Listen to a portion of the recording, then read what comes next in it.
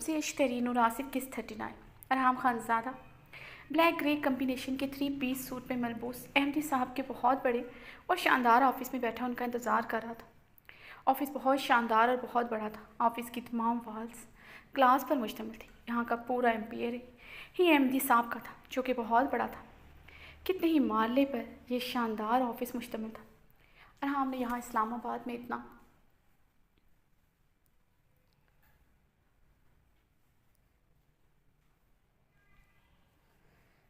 बड़ा और शानदार ऑफिस नहीं देखा था। हर चीज़ से अहमदी साहब की इमारत और शान शौकत झलकती थी। आज उसके अहमदी साहब के साथ मीटिंग थी, मगर वो पिछले आधे घंटे से उनका वेट कर रहा था, मगर वो नहीं आए थे। अरहाम हैरान हुआ था। उसने तो सुना था अहमदी साहब बहुत प्रोफेशनल और पंक्चुअल हैं, मगर वो आज की मीटिंग में लेट थे। अरहाम खानज़ादा की अहमदी साहब के साथ पर्सनली तौर पर ये पहली मुलाकात थी। वो पार्टी में भी नहीं आ सके थे।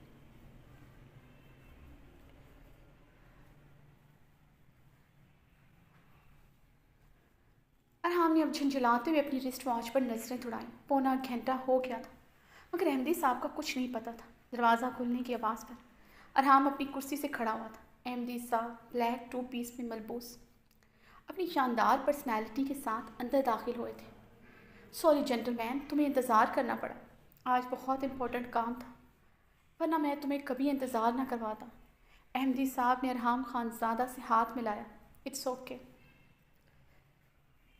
It's honour to meet you, it's a great pleasure. अरहाम खुशगवारी से मुस्कुराया था। मुझे भी खुशी हुई तुमसे मिलकर मिस्टर। अहमदी साहब बात करते रुके थे। अरहाम खानज़ादा, अरहाम ने अपना तारुफ करवाया। यस आई फॉरगेट दैट, उम्र के जिस हिस्से में भूल जाता हूँ। अहमदी साहब मुस्कुराते हुए अपनी चेयर पर बैठे थे। अरहाम खानज़ादा भी मबहम सा मुस्कुराता उनके सामने बैठ गया। मैं जानता हूँ तुम्हें बहुत इंतज़ार करना पड़ा, मगर आज मुझे एक हॉस्पिटल की ओपनिंग सेरेमनी पर जाना था। अहमदी साहब ने लैपटॉप खोलते कहा। कहीं ये वही हॉस्पिटल तो नहीं जो पाकिस्तान का सबसे बड़ा वेलफेयर हॉस्पिटल है, जो आपने तैयार करवाया है? अरहाम ने अपनी बात कहते बेज़िराई नज़रों से अहमदी साहब को देखा। ये बहुत बड़ा वेलफेयर हॉस्पिटल बनने जा रहा था। ये बहुत बड़ा वेलफेयर हॉस्पिटल बनने जा रहा है, जिसमें तमाम सहूलियात एक प्राइवेट हॉस्पिटल की तरह मुहैया की जानी थी। उसने पार्टी में इस हॉस्पिटल के बारे में सुना था, जो अपनी बेटी के नाम पर बनवा रहे थे। हाँ, वही हॉस्पिटल है। मेरी बेटी की 2 माह पहले 18 साल की हुई है। मैं उससे इसकी बर्थडे पर सरप्राइज़ करना चाहता था, मगर हॉस्पिटल की ओपनिंग में देर होगी। अहमदी साहब की बात करते आंखों में नमी के साथ दर्दोकर्ब की परछाई लहराई, जिसे अरहाम खानज़ादा की ज़ीरक निगाहों ने पल में देख ली थी। बज़ाहिर तो मुस्कुरा रहे थे, मगर इन आँखों में कर्ब था। आपकी बेटी बहुत लकी है जो आप उससे इतना प्यार करते हैं, अरहाम खानज़ादा ने मुस्कुराते हुए कहा। पता नहीं वो खुशकिस्मत है या मैं बदकिस्मत हूँ। अहमदी सर ज़ेरे लब धीमे लहजे में बोलते अरहाम खानज़ादा को चुका के वो इनके धीमे लहजे में बोले गए लफ्ज़ों को सुनते शशो पंच में पड़ा। जी, अरहाम के लबों से बेख्तियार निकला। कुछ नहीं, अहमदी साहब ने चौंकते हुए कुर्सी पर पहलू बदला था। कुछ फाइल्स अरहाम खानज़ादा की तरफ बढ़ाते मीटिंग स्टार्ट की। अभी उन्हें मीटिंग शुरू किए आधा घंटा ही हुआ था। अहमदी साहब एक इम्पोर्टेंट पर्सनल कॉल पर मीटिंग मुलतवी करते चले गए। अरहाम खानज़ादा की नज़र टेबल पर रखी एक बुकलेट पर पड़ी, जिस पर हूर वेलफेयर हॉस्पिटल लिखा था। अरहाम के बेहाल बेख्तियारी में उस बुकलेट की तरफ बढ़े, जिसमें उस वेलफेयर हॉस्पिटल की तमाम डिटेल्स लिखी थी। यही वही हॉस्पिटल था जो अहमदी साहब ने तामीर करवाया था। वो नाम देखकर चौंका था। अहमदी साहब की बेटी का नाम तो निशा था, यहाँ हूर लिखा हुआ था। ये इतने बड़े एम्पायर का नाम भी हूर स्टेट ऑफ बिल्डर्स था। अहमदी साहब की पाकिस्तान में बहुत बड़ी इंडस्ट्री थी, जिसका नाम भी हूर इंडस्ट्रियल्स था। हो सकता है अहमदी साहब की एक और बेटी भी हो। उस दिन निशा ने उससे झूठ बोला हो। अरहाम ने अपनी बेड पर हाथ फेरते हुए सोचा। अरहाम को निशा के साथ पहली मुलाकात याद आई थी। इस सरभरी लड़की ने यकीनन उससे झूठ बोला था। अरहाम सर झटकते अपना मोबाइल टेबल से पकड़े ऑफिस से बाहर निकल गया था। अबरिश अपने कमरे में बैठी थी। वो कल रात के तमाशे के बाद कमरे से बाहर नहीं निकली थी। ज़रान भी कल रात के बाद कमरे में नहीं आया था। उसे समझ नहीं आता था उसकी बोल्डनेस, उसका कॉन्फिडेंस, तेज़ तरारी कहाँ चली गई है। اسے ایسا لگتا تھا جیسے زران نے اس کے پر کاٹ دیے ہوں۔ اسے اب اس لڑائی جھگڑے سب سے خوف محسوس ہونے لگا تھا۔ اپنے باپ بادشاہ کو اس نے چیختے چلاتے اکثر دیکھا تھا، مگر زران خانزادہ جتنے غصے کے تیز نہیں تھے جتنا خوف زران سے محسوس ہوتا تھا وہ کبھی اپنے باپ سے نہیں ہوا تھا۔ وہ پہلی ملاقات میں اس پر اپنا آپ ظاہر کر چکا تھا۔ اس نے اپنی زندگی میں اتنا وسیلہ مرد نہیں دیکھا تھا۔ ابرش کی آنکھوں کے آگے کل رات کا منظر لہرایا جب اس نے اپنا ہاتھ شیشے کی ٹیبل پر دے مارا تھا۔ کانچ کی کرچیاں کس طرح اس کے ہاتھ میں پیوست ہوئی تھی، مگر اسے پرواہ نہیں تھی۔ اس کے ہاتھ میں چبھی کرچیوں نے اسے بہت تکلیف پہنچائی تھی۔ ابرش نے اپنی ناہموار سانسوں کو ہموار کرتے بیک گراؤنڈ کے ساتھ ٹیک لگائے آنکھیں میچی تھی۔ اسے ابھی تک نہیں پتہ چلا تھا کہ آہل کہاں ہے، وہ امریکہ میں ہے یا پھر زران خانزادہ کے پاس ہے۔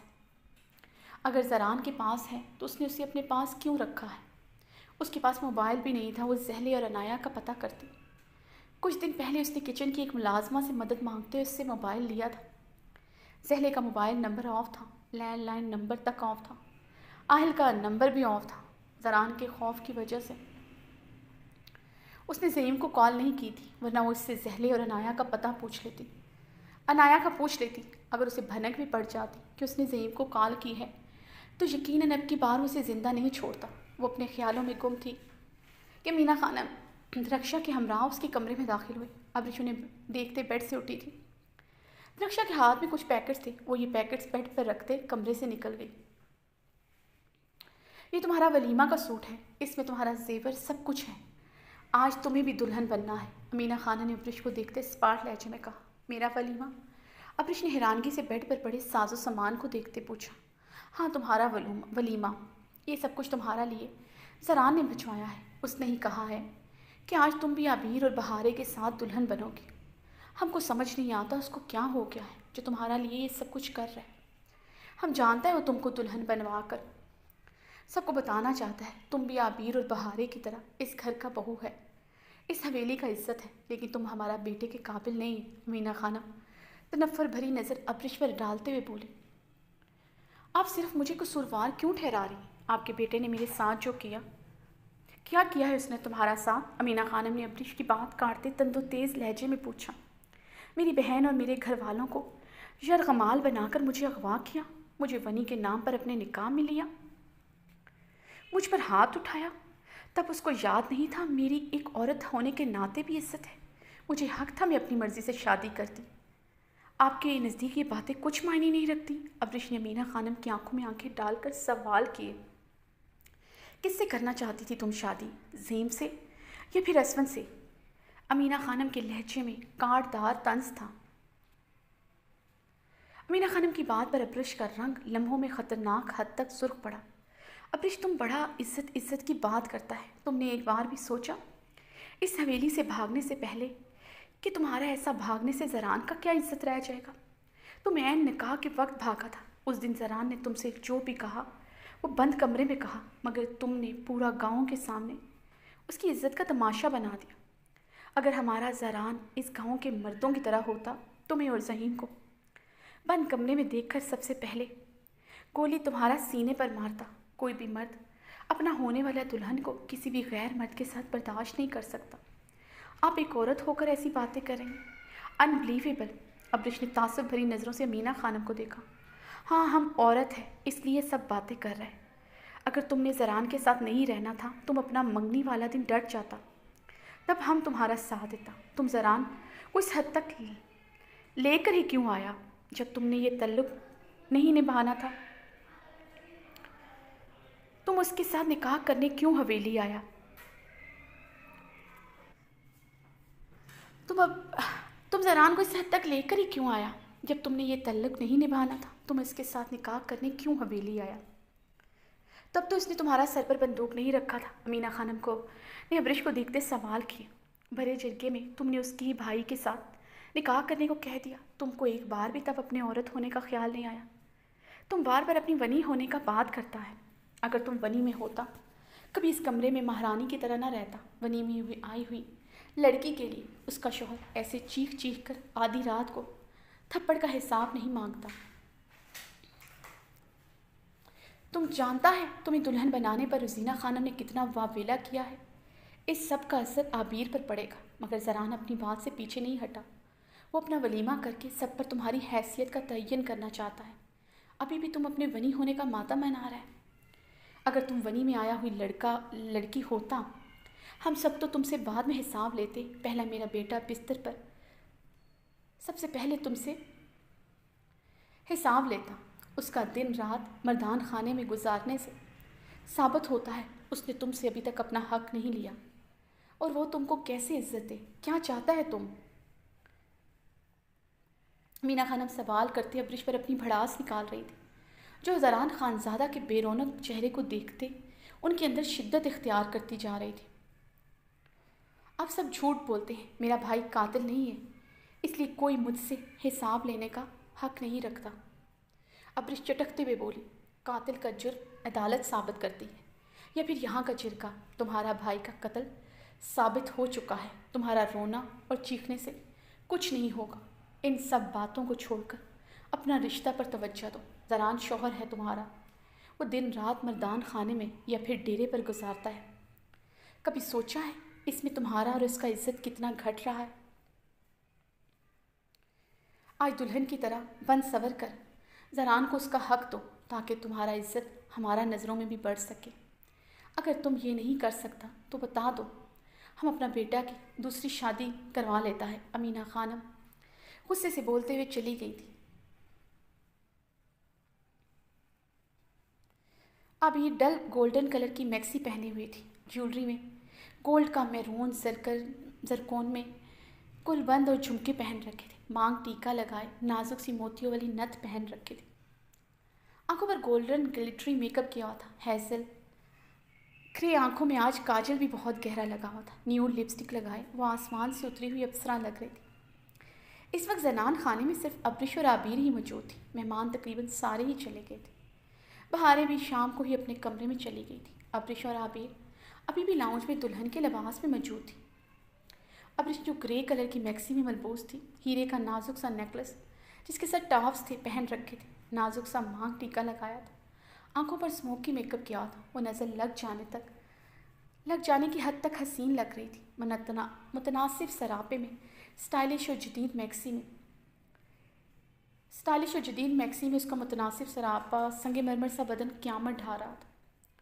دوپہر سے ہی وہ یہاں بیٹھی تھی، بیٹھ کر اس کی کمر تختہ ہو چکی تھی، بھوک سے اس کا برا حال ہو رہا تھا۔ کل دوپہر میں اس نے چند لقمے درخشا کے کہنے پر زبردستی زہر مار کیے تھے، اس کے بعد اب تک اس نے کچھ نہیں کھایا تھا،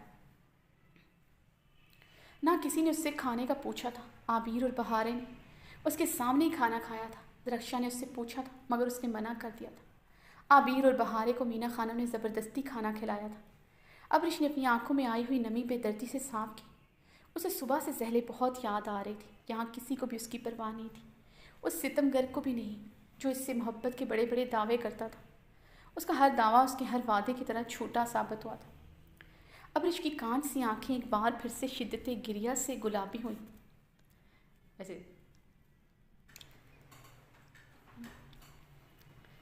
ابرش نے ارد گرد نظریں دوڑائیں، درخشا کہیں نظر نہیں آئی تھی۔ خود سے اٹھ کر یہاں سے جانا اسے مناسب نہیں لگ رہا تھا، وہ شاید کچھ دیر اور ادھر بیٹھتی تو اپنے حواس کھو بیٹھتی۔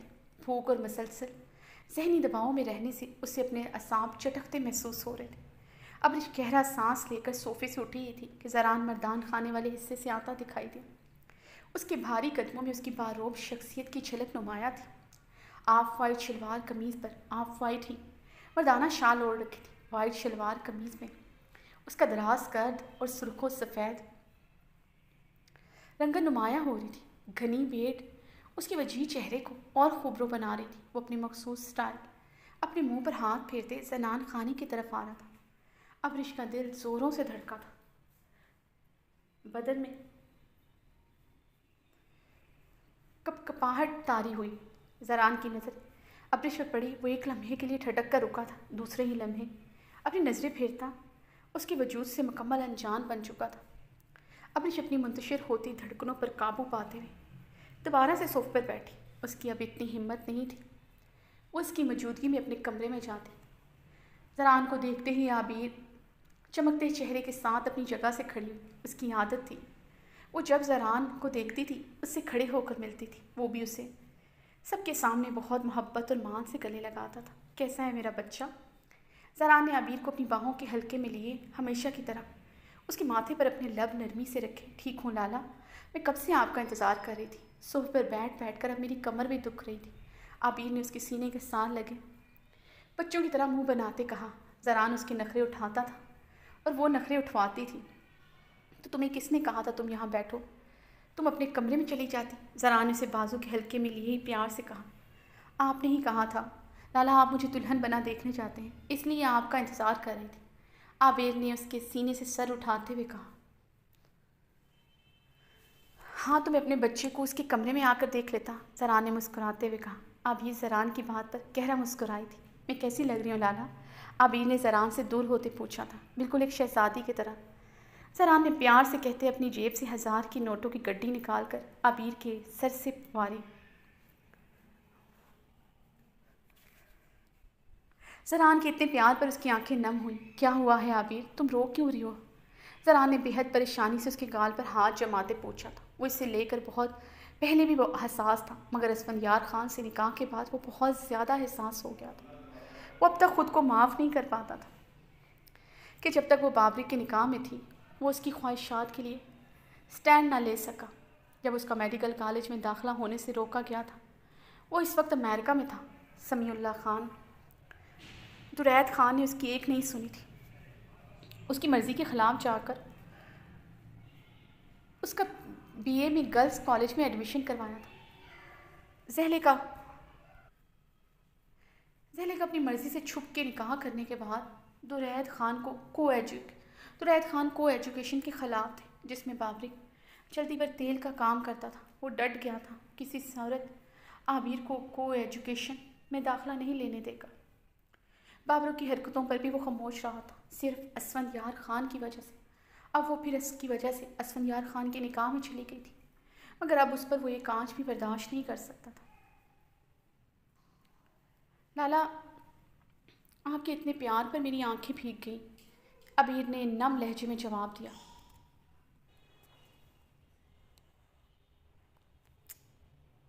قسم سے نا میرا دل، قسم سے میرا تو وہ ہو گیا۔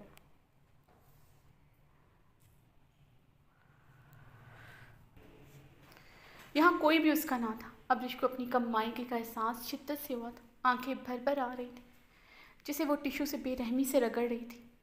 اسفندیار خان لاؤنج میں داخل ہوا تو عبیر کو زران کے سینے کے ساتھ لگے دیکھ اس کے تن بدن میں آگ بھڑک اٹھی تھی۔ اسفند ایک ہی جس میں آگے بڑھتا اسے زران خانزادہ کی باہوں کے حصار سے کھینچ چکا تھا۔ عبیر اسفندیار خان کے فراق سینے سے آ ٹکرائی تھی۔ عبیر نے اسفند کے سینے پر ہاتھ رکھے پٹی پٹی نگاہوں سے اسفندیار خان کو دیکھا، جو زران کو سخت نظروں سے گھور رہا تھا۔ یہ کیا حرکت ہے؟ زران نے لب بھینچتے ہوئے پوچھا۔ یہ تمہاری اب بہن ہی نہیں، میری بیوی بھی ہے، دور رہو اس سے۔ مجھے تمہارا اس کے قریب آنا بالکل پسند نہیں ہے، اسفندیار خان شرربار نگاہوں سے زران کو گھورتا ہوا بولا۔ عبیر کے آگے بڑھنے پر اس نے اس کی کلائی دبوچتے ہوئے اسے سرد نظروں سے زران کی طرف بڑھنے سے روکا تھا۔ عبیر اس کی سرد نظروں میں چھپی سرزش محسوس کرتے وہیں رک گئی تھی۔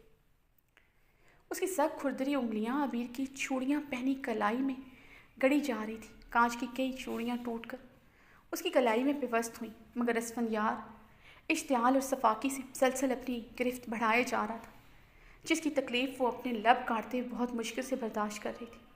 اس نے ایک مرتبہ بھی خود کو اسفندیار خان کے حصار سے چھڑوانے کی کوشش نہیں کی تھی۔ زران خانزادہ کی آنکھوں سے اس کی آنکھوں میں آئی ہوئی نمی مخفی نہ رہ سکی۔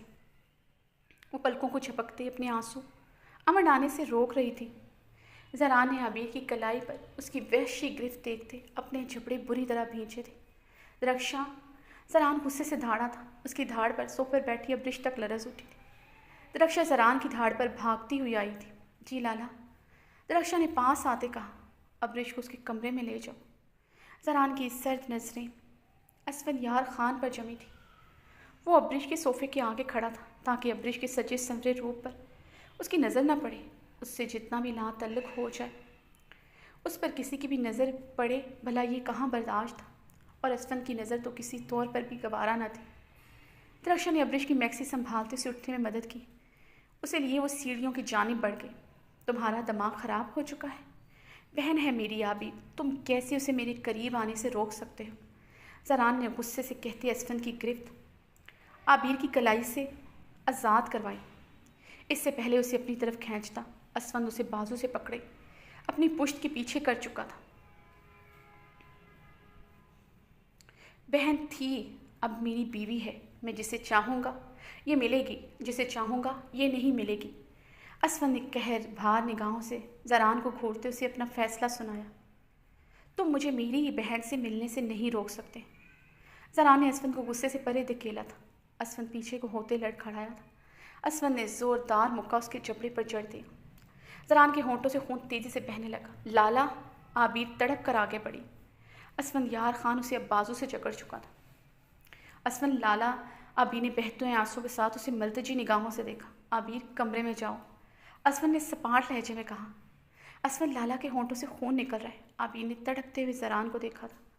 ज़रान अब खामोशी से खड़ा अपने होंठों से निकलते खून को अपने अंगूठे से साफ करते असफंद यार खान को देख रहा था। आबिर जिस तरह उसे देखते रो रही थी वो खुद पर काबू पाए खामोश हो गया था। आबिर, कमरे में जाओ। अब की बार असफंद धाड़ा था। आबिर ने लब काटते हुए बेबसी से ज़रान को देखा, जिसने उसे आंखों से इशारा करते कमरे में जाने को कहा। आबिर अपने आंसू साफ करते खामोशी से वहाँ से चलेगी। आबिर के जाने के बाद ज़रान ने पूरी कुव्वत से मुक्का असफंद यार खान के मुंह पर जड़ दिया था। तुम्हें क्या लगता है तुम मुझे अपनी बहन से मिलने से रोकोगे और मैं रुक जाऊँगा? देखता हूँ तुम मुझे कैसे रोकते हो। ज़रान गुस्से से चीखा था। असफंद यार खान ने जवाबी कार्रवाई करते हुए ज़रान के मुंह पर इकट्ठे 2-3 मुक्के जड़ दिए थे। मैं रोकूंगा, मैं उसे हर चीज़ से रोकूंगा जो उसे खुशी दे। तुमसे वो बहुत मोहब्बत करती है, मैं उसे मैं रोकूंगा, मैं उसे हर चीज़ से रोकूंगा जो उसे खुशी दे। तुमसे वो बहुत मोहब्बत करती है, मैं उसे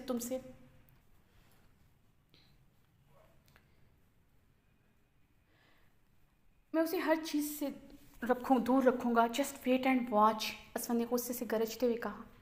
पता है मैं तुम्हारे इतने वार कैसे सह गया? तुम मेरी आबिर के शौहर हो। चाहता तो तुम्हारा चेहरा बिगाड़ सकता था, मगर मैं नहीं चाहता तुम्हें तकलीफ़ पहुंचा कर उसे तकलीफ़ पहुंचाऊं, क्योंकि उसकी आंखों में मैंने तुम्हारे लिए मोहब्बत देखी है। हत्ता कि तुम जैसा इंसान उसकी मोहब्बत के लायक नहीं है। ज़रान फूलती रगों के साथ बोला।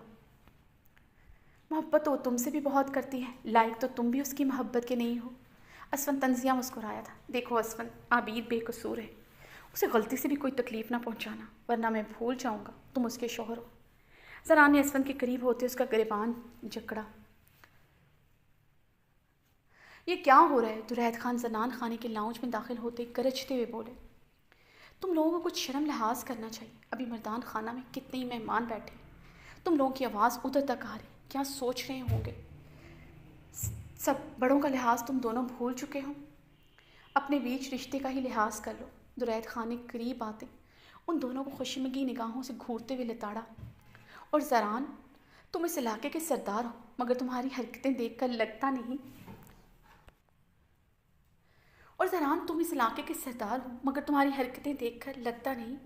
तुम सरदार हो। दुरैद खान ने अब की बार ज़रान को सर निगाहों से घूरा था। ज़रान असफंद पर कहर बार नज़र डालते लंबे लंबे डग भरते ज़नान खाने का दाखिली दरवाज़ा अबूर कर गया था। दुरैद की सख्त नज़रों का रुख अब असफंद यार की तरफ था। असफंद यार भी खामोशी से अपने कमरे की तरफ बढ़ गया। असफंद यार खान गुस्से से कमरे में दाखिल हुआ था। वो कमरे में कहीं भी नहीं थी। वो शदीद तैश व इश्तियाल से ड्रेसिंग रूम का दरवाज़ा खोलते अंदर दाखिल हुआ था। आबिर अपनी मैक्सी की जिप खोलते उसे उतारने ही लगी थी कि असफंद यार को अंदर दाखिल होता देखकर सुर्ख पड़ते उसने रुख पलटे अपनी बरहना पुश्त छुपाई थी। असफंद यार खान की निगाह उसकी दूधिया बरहना पुश्त शफाफ पुश्त पर पड़ चुकी थी। सामने लगे मिरर में भी उसका पुश्त का अक्स नमाया था। असफंद ने उसकी पुश्त से निगाहें हटाते गुस्से से उसके चेहरे पर निगाह डाली। वो कुछ लम्हों के लिए अपनी निगाहें हटाना भूल चुका था। आबिर के सिल्की सुनहरी बाल खुले थे। वो ज्वेलरी पहने नफासे से किए हुए मेकअप में गज़ब ढा रही थी। उसकी हेज़ल ग्रे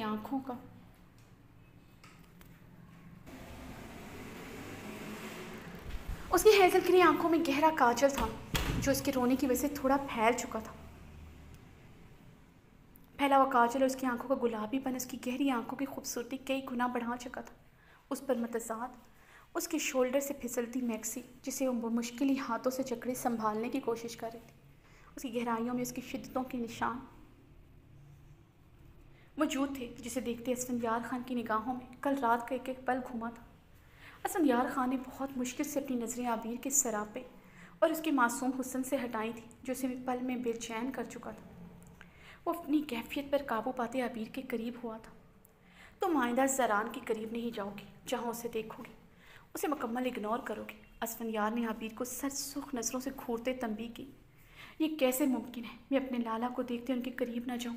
اور آپ نے کیوں میرے لالا پر ہاتھ اٹھایا؟ وہ آپ سے آرام سے بات کر رہے تھے، پھر میرے لالا پر کیوں ہاتھ اٹھایا؟ عبیر نے اسفندیار خان کے گریبان کو اپنے ہاتھوں سے جکڑے بھیگی آنکھوں سے پوچھا۔ زران پر وہ ایک آنچ برداشت نہیں کر سکتی تھی۔ عبیر کی میکسی شولڈر سے پھسلتے سینے تک ڈھلکی، جسے دیکھتے عبیر کی رنگت لمحوں میں سرخ پڑی۔ اس نے اپنی ہیزل گرے آنکھوں پھیلائیں اسفندیار خان کی نیلی آنکھوں میں جھانکا تھا۔ ہیزل گرے آنکھوں میں بیک وقت شرم و خفت، نمی، سراسیمگی چھائی تھی، جسے دیکھتے ہوئے محظوظ ہوا۔ اسفندیار خان نے سامنے مرر میں اس کی برہنہ کمر کے لشکارے دیکھتے اپنے جبڑے پوری طرح بھینچے تھے، اسے خود سے الگ کرتے دیوار کے ساتھ لگایا۔ یہ میرے قریب آنے کا کون سا طریقہ ہے؟ تمہیں لگتا ہے یہ سب کر کے تم پھر سے میرے قریب آ جاؤ گے تو یہ تمہاری بھول ہے۔ اسفند اس کے دونوں اطراف میں اپنے دونوں ہاتھ جماتے غرایا۔ کل رات بھی آپ میرے قریب آئے تھے، میں نہیں، آپ شاید بھول رہے ہیں۔ اس وقت بھی آپ ڈریسنگ روم میں داخل ہوئے جبکہ آپ کو پتہ تھا میں یہاں موجود ہوں۔ عبیر نے اسفندیار خان کی آنکھوں میں دیکھتے چتایا۔ ہاں مجھے پتہ ہے تم یہاں موجود ہو، مگر ڈریسنگ روم میں ایک عدد دروازہ ہوتا ہے جس سے گزر کر میں آیا ہوں، جسے لاک کر کے کپڑے بدل دی، جبکہ تمہیں پتہ تھا میں یہاں آ سکتا ہوں۔ اسفندیار خان نے استہزائیہ لہجے میں جوابی کارروائی کی۔ تم اتنی بھی سیدھی نہیں ہو جتنی دکھتی ہو، لیکن ایک بات یاد رکھنا، تمہاری یہی سزا ہے، تم اب تاعمر صرف ایک رات کی دلہن رہو گے، جسے اب کبھی اپنے شوہر کی محبت اور قربت نہیں ملے گی۔ اسی حویلی میں میری دوسری بیوی بن کر رہو گی، جس پر میں دوسری نظر ڈالنا بھی گوارا نہیں کروں گا۔ میں تمہارے بھائی اور تمہارے سامنے دوسری شادی کروں گا اور تم اپنی آنکھوں سے دیکھو گے، تمہاری تڑپ دیکھ کر تمہارا بھائی کیسے بے بسی سے پھڑپھڑا کر رہ جائے گا۔ اسفندیار خان عبیر کی ہیزل گرے آنکھوں میں دیکھتے سرد لہجے میں کہتے گہرا مسکرایا تھا۔ بھولے مت، آپ کی بہن میرے بھائی کی بیوی ہے، جو تکلیف آپ میرے بھائی کو دینا چاہتے ہیں کہیں آپ ہی بے بسی سے پھڑپڑا کر نہ رہ جائیں۔ عبیر بھی دو بدو جواب دیتے ہوئے مسکرائی تھی۔ عبیر، اسفندیار خان نے دھاڑتے ہوئے عبیر کے اطراف میں زور سے مکہ مارا۔ وہ اتنی تیزی سے دھاڑا تھا کہ عبیر کی رنگت پل میں زرد ہوئی، آنکھوں میں نمکین پانی جمع ہوا۔ آئندہ میری بہن کا نام بھی اپنی زبان سے نہ نکالنا، سمجھے تم؟ ورنہ بہت برا پیش آؤں گا، سمجھے تم؟ اسفندیار خان نے برفیلے لہجے میں وارن کیا۔ عبیر اسے شدید غصے میں دیکھ کر خاموش ہو گئی تھی۔ عبیر اسفند کو دونوں ہاتھوں سے خود سے پرے دھکیلتے الماری کے جانب بڑھی، اپنی میکسی کو کندھوں سے اوپر کرتے، کبڑ سے اپنی شال نکالتے خود پر اچھی طرح لپیٹتے ہوئے دروازے کی طرف بڑھی۔ رکو! اسفندیار خان کی سرد پکار پر دروازے کے ہینڈل پر ہاتھ رکھتے وہ رکی تھی۔ وہ رکی ضرور تھی، مگر پلٹ کر اسفند کو نہیں دیکھا تھا۔ اسفند بھاری قدموں سے چلتا ہوا عبیر کے مقابل آیا۔ تم نے مجھ سے پوچھا تھا کیسے ممکن ہے تم زران کو دیکھو اور اس کے قریب نہ جاؤ؟ اچھا سوال تھا تمہارا۔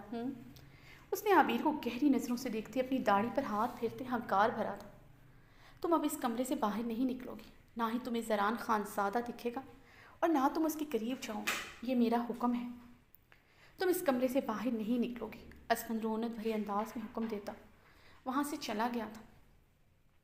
عبیر نے اپنی آنکھیں میچتے کتنے ہی آنسو اپنے دل میں اتارے تھے۔ اب رش دلہن بنی بیڈ پر بیٹھی تھی۔ کمرے میں آ کر اس نے لباس چینج نہیں کیا تھا، وہ زران خانزادہ کا انتظار کر رہی تھی۔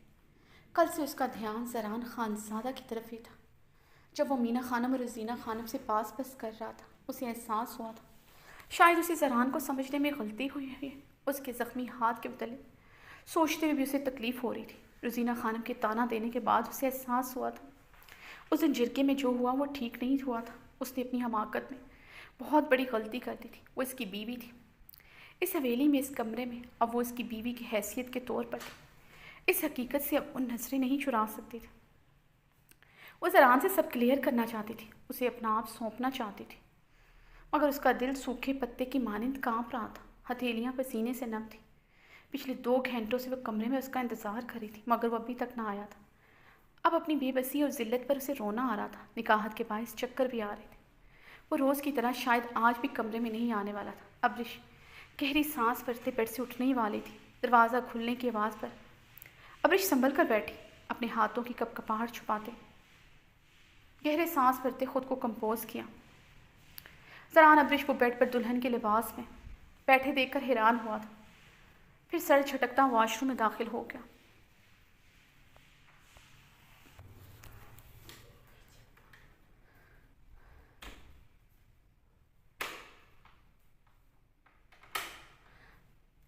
زران ابرش کو بیڈ پر دلہن کے لباس میں بیٹھے دیکھ کر حیران ہوا تھا، پھر سر جھٹکتا واش روم میں داخل ہو گیا۔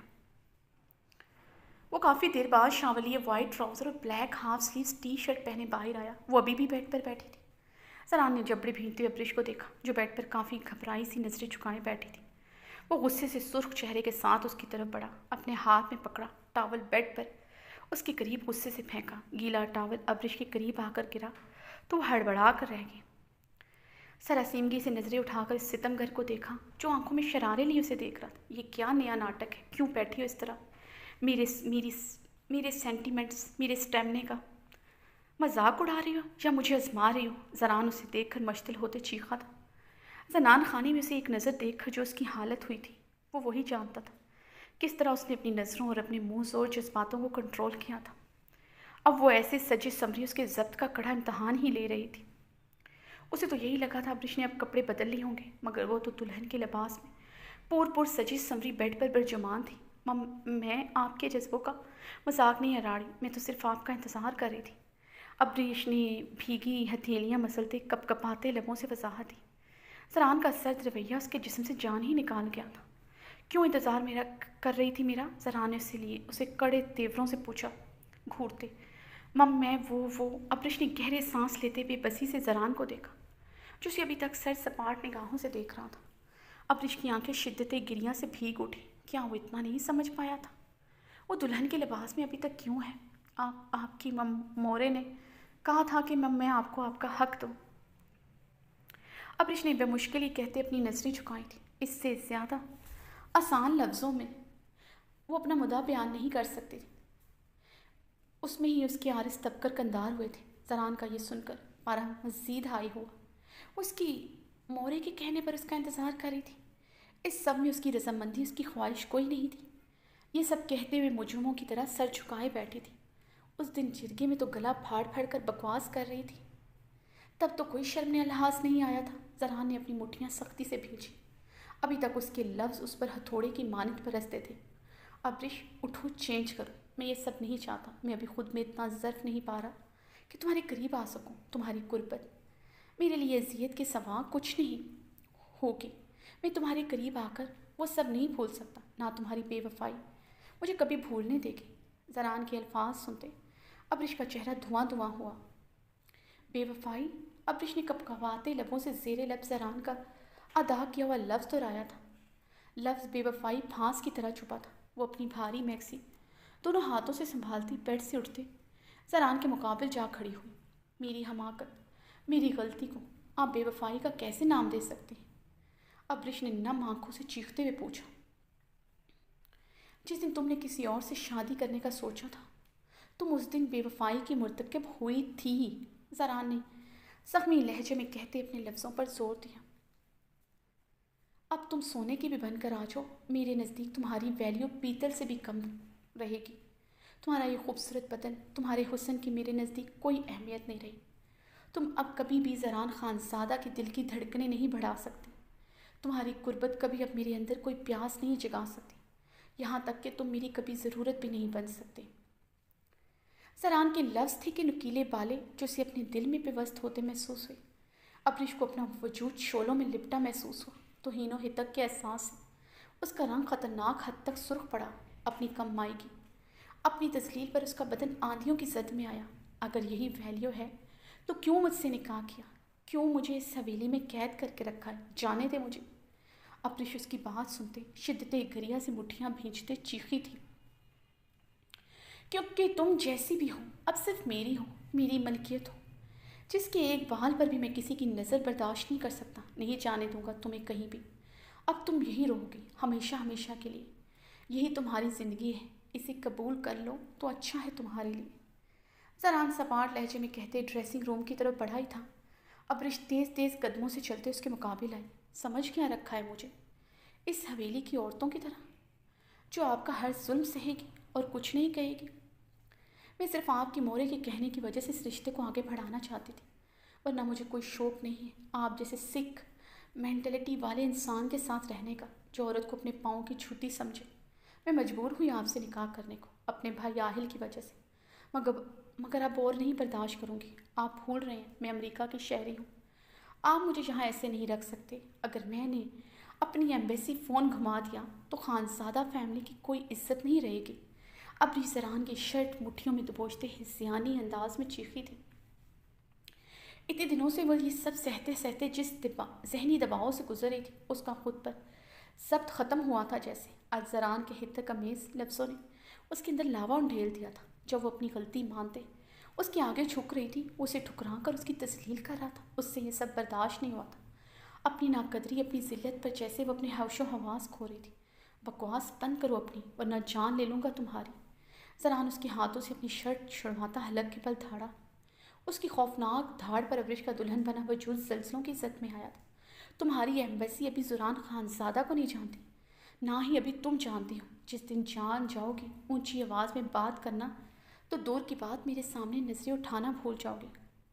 غلطی سے بھی حماقت نہ کرنا، ورنہ زندہ زمین میں گاڑ دوں گا۔ اس کے دونوں بازوں پر اپنی آہنی انگلیاں پیوست کیے، اس کی کانچ سی بھیگی آنکھوں میں دیکھتے غرایا۔ ایک مرتبہ بھاگ کر یہاں سے حماقت کر چکی ہوں، کیا ہوا؟ یہیں لا کر میں نے تمہیں پٹخا ہے۔ اب کی بار زمین کی 7 تہوں میں تمہارا زندہ وجود گاڑ دوں گا۔ تم اب مرتے دم تک زران خانزادہ کی بن کر رہو گے، میں تمہیں چھوؤں نہ چھوؤں، مگر اب تمہاری پرچھائی بھی کوئی غیر مرد نہیں دیکھے گا۔ یہی رہو گے تم، یہی اب تمہارا مقدر ہے۔ زران نے اسے بیڈ پر بری طرح پٹخا تھا۔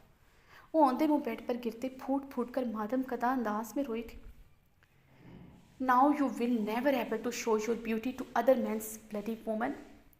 ابرش کی باریک دوپٹے سے اس کی دودھیا پچھلی گردن سے نیچے ہلکی سی جھانک تھی۔ بے داغ سفید پشت کو دیکھتے ہوئے بھڑکتے ہوئے بولا تھا۔ اس دن مردان خانے میں کس بےہودہ حلیے میں چلی آئی تھی، وہ یاد کرتے زران کے لہو میں تندو تیز بھانبڑ جلے تھے۔ زران اس پر قہر بار نظر ڈالتے اپنی جیکٹ اٹھائے کمرے کے دروازے کی جانب پڑا۔ اپنی بیڈ سے اٹھتی بھاگتی ہوئی اس کی جانب پڑی تھی۔ میکسی میں پاؤں الجھا تھا، بری طرح پاؤں لڑکھڑایا تھا۔ اس سے پہلے وہ گرتی، زران خانزادہ اس کے لرزتے وجود کو مضبوطی سے اپنی باہوں میں تھام چکا تھا۔ نفاست سے کیا گیا میک اپ جو اب آنسوؤں کی نظر ہوتا اس کے خوبصورت چہرے کو مزید نکھار گیا تھا۔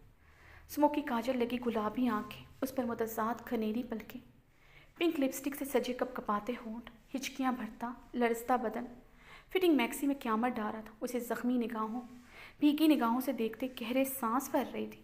کندن شیب و فراز سمندر میں موجوں کی صورت کا گمان محسوس ہو رہے تھے۔ زران اس کے لاپرواہ بکھرے شولہ جوالا روپ سے نظریں چرا گیا تھا۔ ابرش نے دونوں ہاتھوں سے دھور جھٹکا۔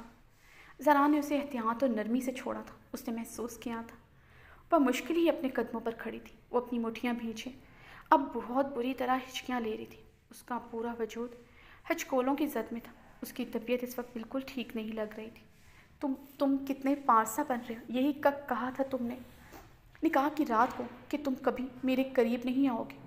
ابھی بھی یہی بول رہے تھے کہ تم خود میں ظرف نہیں پاتے کہ میرے قریب آ سکو، لیکن تم کم ظرف ہو زران خانزادہ۔ سنا تم نے، تم کم ظرف ہو۔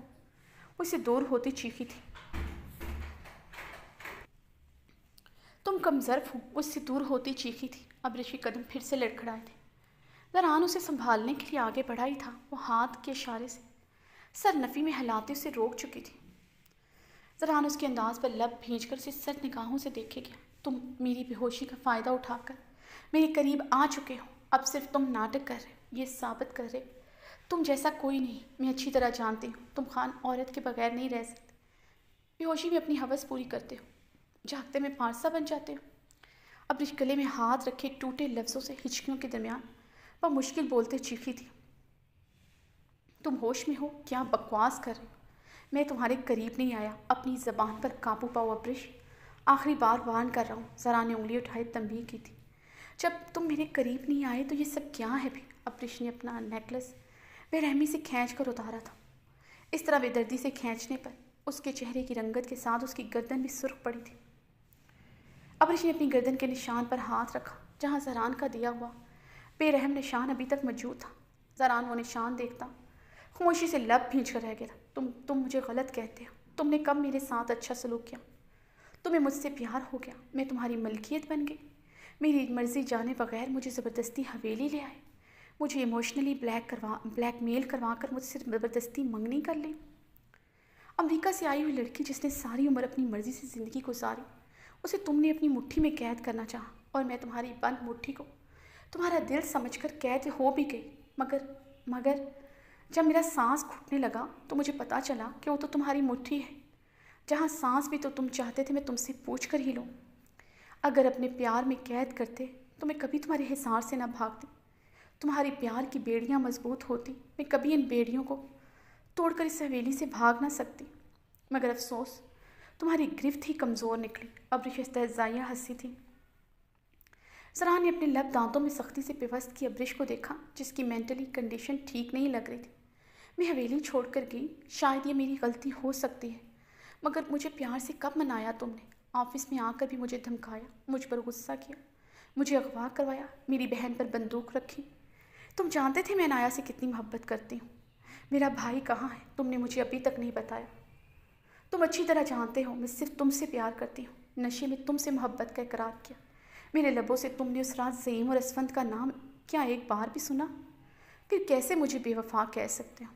عورت کا دل تم مردوں کی طرح نہیں ہوتا جہاں نام بدلتے رہتے ہیں، تم جتنے بھی صفاق سے ہی، مگر اب مرتے دم تک تم ہی اس دل میں رہو گے۔ وہ اس کا گریبان مٹھیوں میں دبوچتے ہذیانی انداز میں چیخی تھی۔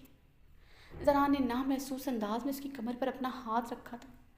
اس کے بدن کے ارتعاش سے لگ رہا تو کسی بھی پل زمین بوس ہو جائے گی۔ مجھے یہاں لا کر تم لاپرواہ ہو گئے ہو، میں مروں جیوں تمہیں پرواہ ہی نہیں۔ میں نے کل صرف 2 لقمے لیے تھے، ابھی تک بھوکی ہوں، کسی نے مجھے نہیں پوچھا۔ تمہیں بھی میری پرواہ نہیں، تم سچ میں صفاق، اچھٹ، کموار، وحشی خان ہو۔ ابرش اس کی شرٹ تھامے ہچکیوں کے درمیان بول رہی تھی۔ یکدم وہ زران کی مضبوط باہوں میں جھول گئی تھی۔ شہرام کمرے میں داخل ہوا تو بہاریں کہیں نہیں دکھی تھی۔ شہرام اسے دیکھنے کے لیے ڈریسنگ روم میں داخل ہوا تو وہ وہاں بھی نہیں تھی۔ وہ لب بھینچتے ہوئے ڈریسنگ روم سے باہر آیا تھا۔ بہاریں کی ویڈنگ میکسی صوفے پر پڑی تھی، اس کی جیولری بھی ڈریسنگ ٹیبل پر پڑی تھی۔ شہرام نے غصے سے اپنے جبڑے بھینچ کر رہ گیا تھا۔ اس نے آج صبح سے رات کا کتنا انتظار کیا تھا، اسے دلہن کے لباس میں سجا سنورا دیکھنا چاہتا تھا، کیسے اس کے دیکھنے سے پہلے اپنا لباس تبدیل کر سکتی تھی۔ شہرام نے غصے سے واش روم کے بند دروازے کو گھورا۔ بہاریں کا نیکلس اٹھا کر اس نے واش روم کے بند دروازے پر دے مارا تھا۔ بیڈ پر بیٹھ کر سگریٹ سلگائے اپنا غصہ کم کرنے لگا۔ آدھا گھنٹہ گزر گیا تھا، بہاریں ابھی تک واش روم سے باہر نہیں آئی تھی۔ شہرام تشویش زدہ انداز میں بیڈ سے اٹھتا واش روم کی طرف بڑھا۔ واش روم کے دروازے کے ہینڈل پر ہاتھ رکھا تھا، وہ کھلتا چلا گیا تھا۔ خالی واش روم دیکھ کر شہرام پر حیرتوں کا پہاڑ ٹوٹا تھا۔ وہ اپنی گھنی مونچھوں پر ہاتھ پھیرتے اپنے کمرے سے نکلتا بہاریں کے کمرے کی طرف بڑھا۔ بہاریں کے روم کا دروازہ کھول کر دیکھا، وہ خالی تھا، وہ وہاں بھی نہیں تھی۔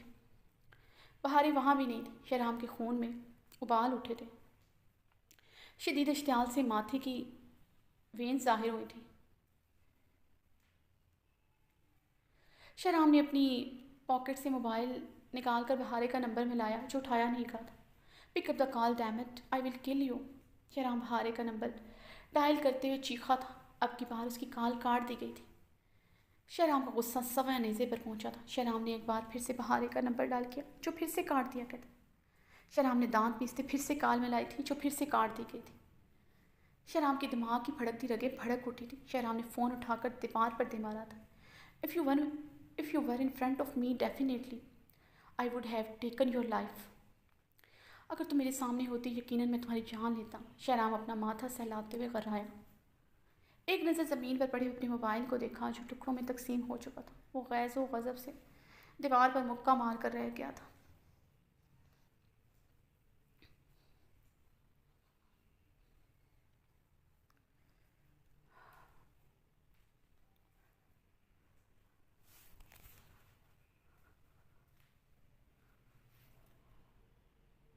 ایک ناول ہے رمزیش کی 40 تحریر نوراسی۔ شہرام نے کمرے میں آ کر اپنے دوسرے موبائل سے بہارے کو کال ملائی جو بنا کسی توقف کے کاٹ دی گئی تھی۔ شہرام نے ضبط کے مارے اپنی مٹھی دبوچی تھی۔ میرے لیے تمہارا پتہ لگانا کوئی مشکل کام نہیں ہے، یہ تم اچھی طرح جانتی ہو، اس لیے بنا تاخیر کیے میرا فون اٹھاؤ ورنہ میں تمہارا وہ حال کروں گا تم اپنا چہرہ آئینے میں دیکھ کر بھی پہچان نہیں سکو گی۔ مسز شہرام، اس نے دانت کچکچاتے ہوئے بہارے کو میسج سینڈ کیا تھا۔ شہرام نے بہارے کو میسج سینڈ کیا تھا۔ شہرام نے میسج سینڈ کرنے کے بعد 2 منٹ بعد اسے کال ملائی جو اٹینڈ کر لی گئی تھی۔ شہرام کے نیلے رگوں والے ہاتھ کی گرفت فون پر مضبوط ہوئی تھی۔ کہاں ہو تم؟ شہرام نے خود پر قابو پائے تحمل سے پوچھا تھا، مگر فون پر دوسری طرف خاموشی تھی۔ کہاں ہو بہارے؟ بہارے کی خاموشی محسوس کرتے شہرام نے اپنا ماتھا مسلتے ہوئے اپنے لہجے کو حتی الامکان نرم ہی رکھا تھا۔ اس نے فون اٹھا لیا تھا۔ یقیناً وہ حویلی سے بھاگی نہیں تھی۔ شہرام، میں اپنی دوست رابعہ کے پاس ہوں۔ بہارے کی فون پر آواز گونجی۔ وہاں کیا کر رہی ہو؟ شہرام کا پارا ہائی ہوا تھا۔ کل رات تم نے ہی کہا تھا تم میری ڈگری کو ضائع نہیں ہونے دو گے، نہ ہی میرے ہسپتال میں جاب کرنے پر تمہیں کوئی اعتراض ہوگا۔ بہارے اتنا کہہ کر خاموش ہوئی۔ ہاں کہا تھا پھر؟ شہرام اس کی خاموشی پر دانت پیستے کر آیا تھا۔ پھر سمجھو، آج رات میں ڈیوٹی پر ہوں۔ رابعہ کی موری کی طبیعت بہت خراب ہے، میں انہیں چیک کرنے آئی ہوں، اس لیے میں آج رات ادھر ہی رکوں گی۔ تمہیں اعتراض نہیں ہونا چاہیے۔ تم اچھی طرح جانتے ہو رابعہ کی فیملی کو، ان کے گھر میں کوئی مرد بھی نہیں ہے، اسی لیے بکواس بند کرو کہ تم اپنی۔ شہرام اس کی بات کاٹتے حلق کے بل دھاڑا۔ شہرام کی دھاڑ پر بہارے فون پر بھی لرز اٹھی تھی۔ میں 10 منٹ میں تمہارے پاس ہوں گا۔ شرافت سے باہر آ جانا بہارے۔ تم نے مزید کوئی بحث یا بکواس کی، میں تمہارے ساتھ وہ سلوک کروں گا جس کی تم اصل میں مستحق ہو، اور تم کس سلوک کی مستحق ہو مجھ سے زیادہ تم اچھی طرح جانتی ہو، شہرام نے سرد و سپاٹ انداز میں کہتے فون بند کر دیا تھا۔ شہرام تھوڑی دیر بعد رابعہ کے گھر کے سامنے اپنی گاڑی میں موجود تھا۔ اس نے فون پر بہارے کو باہر آنے کو کہا۔ وہ 5 منٹ بعد بڑی سی چادر میں خود کو لپٹائے، اپنے چہرے کو بھی مکمل طور پر چھپائے باہر آ گئی تھی۔ خاموشی سے فرنٹ سیٹ کا دروازہ کھول کر بیٹھ گئی۔ اس دوران شہرام نے ایک بار بھی بہارے پر نظر نہیں ڈالی تھی۔ گاڑی میں گھمبیر خاموشی چھائی تھی۔ بہارے نے چڑھتی سی نظر شہرام پر ڈالی جس کا رنگ خطرناک حد تک سرخ ہو رہا تھا۔ چہرے کے تاثرات بھی سرد سپاٹ ہونے کے ساتھ کافی خطرناک تھے۔ بہارے کا دل خوف سے دھڑکا تھا۔ وہ تو صرف شہرام کو بتانا چاہتی تھی کہ وہ اس کے ساتھ زور زبردستی نہیں کر سکتا، اور نہ ہی وہ آج کی رات اس کے لیے بند سنور کر اس کی شدتوں کا نشانہ بن سکتی تھی۔ کل رات شہرام اپنی شدتوں اور بھرپور محبتوں سے اس پر باور کروا چکا تھا۔ وہ اس کے لیے کتنی اہمیت رکھتی ہے، اسے پورا یقین تھا۔ شہرام اسے کچھ نہیں کہے گا، صرف اس سے اذیت پہنچانا چاہتی تھی۔ اس کے چہرے سے اندازہ لگایا جا سکتا تھا وہ اذیت میں ہے، مگر اس کے تنے ہوئے نقوش دیکھ کر اس کے دل کی دھڑکنوں نے شدت اختیار کی تھی۔ شہرام، وہ میں رابعہ کی مورے؟ بہارے نے اس کے سرد سپاٹ چہرے پر نظر ڈالتے وضاحت دینے کی کوشش کی۔ Will you please shut up, don't bother me any more. Shahram steering پر مکہ مارتے حلق کے بل دھاڑا۔ بہارے اس کی خوفناک دھاڑ پر سیٹ پر اچھل کر رہ گئی۔ باقی کا سارا راستہ خاموشی سے گزرا تھا۔ شہرام اسے لیے حویلی میں داخل ہوا۔ پوری حویلی میں سناٹوں کا راج تھا۔ اس وقت رات کے 12 بج رہے تھے۔ وہ لوگ ابھی زنان خانے کے لاؤنج میں داخل ہوئے تھے۔ اربد خان کو لاؤنج میں ٹہلتے ہوئے پایا۔ اربد خان کو دیکھ کر بہارے کا رنگ فک ہوا تھا۔ وہ بے اختیار شہرام کی پشت کے پیچھے چھپی تھی۔ اربد خان شہرام اور بہارے کو دیکھتے ان کی طرف بڑھا۔ کہاں گئی تھی تم؟ انہوں نے شہرام کے پیچھے چھپی ہوئی بہارے کو کلائی سے کھینچتے اپنے مقابل کیا۔ میں وہ بہارے کی خوف سے رنگت زرد ہوئی تھی۔ اربد خان کی آنکھیں غصے سے سرخ ہو رہی تھیں۔ یہ میرے ساتھ باہر گئی تھی، میں اسے گھمانے لے کر گیا تھا، شہرام نے سنجیدگی سے کہا۔ جھوٹ مت بولو شہرام، میں نے تمہیں ابھی حویلی سے باہر جاتے دیکھا تھا، تم اکیلے گئے تھے، تم اس کی حرکتوں پر پردہ نہیں ڈال سکتے۔ اربد خان غصے سے گرجتے بہارے کی طرف بڑھے۔ اس سے پہلے وہ بہارے پر ہاتھ اٹھاتے شہرام چٹان کی طرح بہارے اور ان کے بیچ حائل ہو۔ چچا، آپ بہارے پر ہاتھ نہیں اٹھا سکتے، آپ پہلے بھی ایک مرتبہ اس پر ہاتھ اٹھا چکے ہیں، تب میں برداشت کر کیا تھا کیونکہ تب یہ صرف میرے نکاح میں تھی، اب یہ میری بیوی ہے۔ اسے جو بھی کہنا ہوگا میں خود کہوں گا، میں کسی کو اختیار نہیں دیتا۔ اسے کوئی کچھ بھی کہے، شہرام نے سنجیدگی سے کہا۔ ٹھیک کہہ رہے ہو، یہ صرف تمہاری بیوی ہے، لے جاؤ اسے ہمارا نظروں کے سامنے سے، نہ آج ہم اس کو خون کر دے گا۔ البت خان بہارے کو خون شام نگاہوں سے گھورتے ہوئے گرج اٹھے۔ بہارے شہرام کے پیچھے چھپی آنسو بہا رہی تھی۔ شہرام خاموشی سے اس کا ہاتھ پکڑے اپنے کمرے کی جانب بڑھ گیا۔ کمرے میں داخل ہوتے ہی شہرام نے کمرے کو لاک کرتے بہارے کو پوری قوت سے بیڈ پر دھکیلا تھا۔ وہ ایک ہی جست میں اس تک پہنچا تھا، بہارے کو سیدھا کرتے اس پر مکمل طور پر حاوی ہوا۔ شہرام اس کی سرد سرخ آنکھوں میں دیکھتے بہارے کے لفظ حلق میں ہی دم توڑ چکے تھے۔ ہمت کیسے ہوئی تمہارے مجھ سے پوچھے بغیر اس حویلی سے باہر قدم بھی نکالنے کی؟ وہ اس کا منہ اپنی آہنی گرفت میں دبوچ گیا۔ شہرام تم میرے ساتھ یہ سلوک نہیں کر سکتے، بہارے گھٹی گھٹی آواز میں بمشکل بولی۔ کل رات تمہیں اپنے سر پر بٹھایا، اتنی عزت، اتنا مان دیا تمہیں، اتنا مان دیا تمہیں، ایک شوہر کی دی ہوئی عزت تو راس آئی نہیں، اب اسی سلوک کی مستحق ہو تم۔ تمہارے ساتھ گمواروں والا ہی سلوک کرنا چاہیے تھا، تمہیں بتانا چاہیے تھا ایک پہاڑی ان پڑھ شوہر اصل میں ہوتا کیسا ہے۔ آج تم تیر کی طرح سیدھی ہوتی۔ شہرام نے اس کے جبڑے پر اپنا شکنجہ مزید سخت کیا تو بہارے کی آنکھوں سے آنسوؤں کا ریلا بہا تھا۔ میری بات آج کان کھول کر سن لو، تمہیں جو بھی کہنا ہے، جتنی بھی بدتمیزی کرنی ہے، جتنے بھی نخرے کرنے ہیں، اس کمرے میں کرو گے، میری اجازت کے بغیر آئندہ اس حویلی سے باہر قدم نہیں نکالو گے، سمجھی تم؟ شہرام اس کا جبڑا خطرناک حد تک دبوچتے کر آیا۔ بہارے نے درد کی شدت سے کراہتے ہوئے اس بات میں سر ہلایا تھا۔ شہرام اس کا جبڑا چھوڑتا بیڈ سے اٹھا۔ بہارے رخ پلٹے، زاروں کتار رونے لگی۔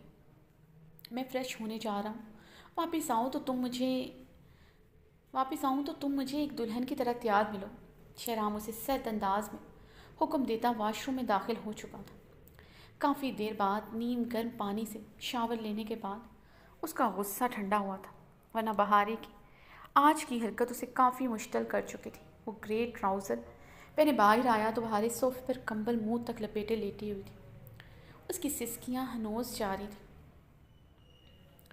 لیوی کا ڈریس زمین پر پڑا تھا، تمام جیولری بھی زمین پر پڑی تھی۔ شہرام نے اپنی مٹھی دبوچ کر اپنے اشتعال پر قابو کیا تھا۔ آج کی حرکت پر اسے شرمندہ ہونا چاہیے تھا، الٹا اکڑ رہی تھی۔ شہرام کے خون میں ابال اٹھے تھے، جتنا خود پر قابو پا رہا تھا وہ اتنا سر پر چڑھ رہی تھی۔ وہ صوفے کی طرف بڑھتے اس پر کمبل کھینچ چکا تھا۔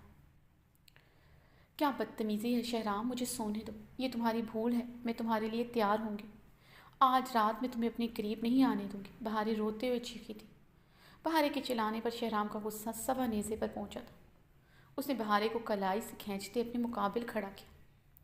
اگر تم یہ لباس نہیں پہنو گے میں تمہیں خود پہناؤں گا۔ میں نے سوچا تھا کہ آج رات بھی کل کی طرح تم سے نرمی برتوں گا، مگر مجھے یقین ہو چکا ہے تم انتہائی ڈھیٹ لڑکی ہو جس کا پیار اور نرمی سے کوئی واسطہ نہیں ہے۔ اگر تم نہیں چاہتی کہ بہارے میں تمہارے ساتھ جنگلیوں جیسا سلوک کروں، 2 منٹ میں یہ میکسی پہن کر دلہن کی طرح سج دج کر بیڈ پر پہنچو۔ وہ اس کی بازو کو جکڑے کر آیا۔ میں نہیں پہنوں گی، بہارے نے اپنی کلائی چھڑاتے ہوئے ضدی انداز میں کہا۔ اوکے، جیسے تمہاری مرضی۔ شہرام بہارے کو اپنے قریب کرتا اس کی بیک زپ ایک ہی جست میں کھینچ چکا تھا۔ چرر کی آواز کے ساتھ زپ کھلی تو بہارے نے پھٹی پھٹی آنکھوں سے شہرام کو دیکھا۔ شہرام یہ کیا کر رہے؟ بہارے کی رنگت سرخ پڑی تھی۔ تمہیں یہ میکسی پہنانے لگا ہوں، شہرام سنجیدگی سے کہتا۔ اس کی شرٹ کندھوں سے نیچے کھسکا چکا تھا۔ شہرام تمہیں بالکل شرم نہیں آئے؟ خبردار میرے ساتھ ایسی ویسی حرکت کی تو۔ بہارے نے اپنی شرٹ کندھوں سے اوپر کرتے لب کاٹتے تنبیہ انداز میں کہا۔ شہرام اس کی کمر میں ہاتھ ڈالتے اسے اپنے قریب مزید کھسکا چکا تھا۔ وہ شہرام کے چوڑے سینے سے آ ٹکرائی تھی۔ اس کے شرٹ لیس سینے سے ٹکرانے پر بہارے کی رنگت میں سرخیاں گھلی تھیں۔ مم میں خود پہن لوں گی، شہرام کی آنکھوں میں مستحکم بند دیکھتے لرزتے لبوں سے کہا۔ گڈ، آج رات میں تم سے اسی طرح کی فرمانبرداری کی امید رکھتا ہوں۔ اب بنا دیر کیے بالکل ویسے ہی تیار ہو جیسے تم آج سجی تھی۔ آگے تمہاری بے وقوفیوں کی وجہ سے رات آدھے سے زیادہ بیت چکی ہے، اس لیے جلدی کرو۔ شہرام درشت آواز میں کہتا بیڈ کی طرف بڑھ گیا تھا۔ بھاری میکسی اٹھا کر اونچا اونچا روتے ہوئے ڈریسنگ روم کی جانب بڑھی۔ بہارے، ڈریسنگ روم کی ایکسٹرا چابی ہے میرے پاس۔ شہرام نے سگریٹ لبوں میں دبائی سنجیدگی سے اسے پاور کرایا۔ بہارے اس کی بات سنتے ایک پل کے لیے رکی تھی۔ اگلے ہی لمحے وہ پوری قوت سے دروازہ دھاڑ کی آواز سے بند کر چکی تھی۔ شہرام نے اپنی گنی پیٹ پر ہاتھ پھیرتے اپنے اشتعال پر قابو پایا۔ بہارے ڈریسنگ روم سے میکسی پہن کر باہر آئی۔ ٹی پنک میکسی میں اس کا مومی متناسب سراپا غضب ڈھا رہا تھا۔ رونے کی وجہ سے اس کے گال اور ناک سرخ ہو رہے تھے۔ وہ بغیر دوپٹے کے شہرام کے سامنے ضدی انداز میں کھڑی تھی۔ پہن لی ہے میکسی، اپنی ہوس ہی مٹانی ہے، ایسے ہی مٹا لو، بہارے نے روتے ہوئے کہا۔ شہرام نے اس کے خوبصورت سراپے کو گہری نگاہوں سے دیکھا۔ اس کے خوبصورت چہرے کو دیکھتے غصہ جہاگ کی مانند بیٹھتا محسوس ہوا۔ سامنے کھڑی لڑکی کے معاملے میں وہ بے بس تھا، وہ اس کا عشق تھی۔ وہ چاہتے ہوئے بھی اس پر سختی نہیں کر سکتا تھا، نہ ہی اس کی محبت اسے اس بات کی اجازت دیتی تھی وہ اپنی بیوی اپنی ہی محبت کو تکلیف دے۔ شہرام نے اسے کلائی سے پکڑی اپنی طرف کھینچ کر اسے اپنے کشادہ سینے کا حصہ بنایا۔ اس کی نازک کمر پر اپنا حصار مضبوط کرتے اس کے نازک وجود کو اپنے سینے پر منتقل کیا۔ کل رات ہوس مٹائی تھی کیا میں نے تم سے؟ شہرام نے نرمی سے اس کے بالوں کو اپنی گرفت میں لیے اس کا چہرہ اپنے مقابل کیا۔ ہاں، وہ تمہاری ہوس تھی۔ اگر ہوس نہ ہوتی کبھی میری مرضی کے بغیر تو میرے قریب نہ آتے، شہرام کی سرخ آنکھوں میں دیکھتے نے روٹھے انداز میں کہا۔ شہرام کے لبوں پر مبہم سی مسکراہٹ بکھری تھی، وہ نروٹھی سی کافی اٹریکٹیو لگی تھی۔ تمہاری مرضی کب ہونی ہے تو مجھے ایک پیریڈ بتا دو، پھر میں تب تک تمہارے پاس نہ آنے کا خود کو پابند بنا لیتا ہوں۔ وہ رخ پلٹے اسے بیڈ پر لٹائے نرمی سے اس کی سرخ ناک پر اپنے لب رکھتے ہوئے بولا۔ 5 سال بہارے کے منہ سے نکلا تھا۔ جواباً شہرام نے جن نظروں سے گھورا تھا وہ نظریں چھپاتے اپنے لب کاٹ گئی۔ اچھا ٹھیک ہے، 3 سال کا ٹائم دے دو۔ بہارے کے الفاظ منہ میں ہی تھے، وہ اس کے لبوں پر جھکی، اس کی سانسیں انہیل کر گیا تھا۔ وہ کافی دیر تک نرمی سے اس کے لبوں کو اپنے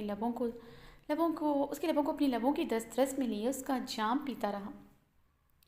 بہارے کے گلابی لبوں کو کنداری کرتے ہوئے پیچھے ہوا تو بہارے نے اپنے بھیگے ہونٹ رگڑتے اسے غصے ناراضگی سے دیکھا۔ غصے سے تم مجھے دیکھ رہی ہو، حالانکہ غصہ مجھے تمہیں دکھانا چاہیے۔ ایک سافٹ سی کس کرنے پر میرا کندھا تم نے ناخنوں سے نوچ ڈالا ہے۔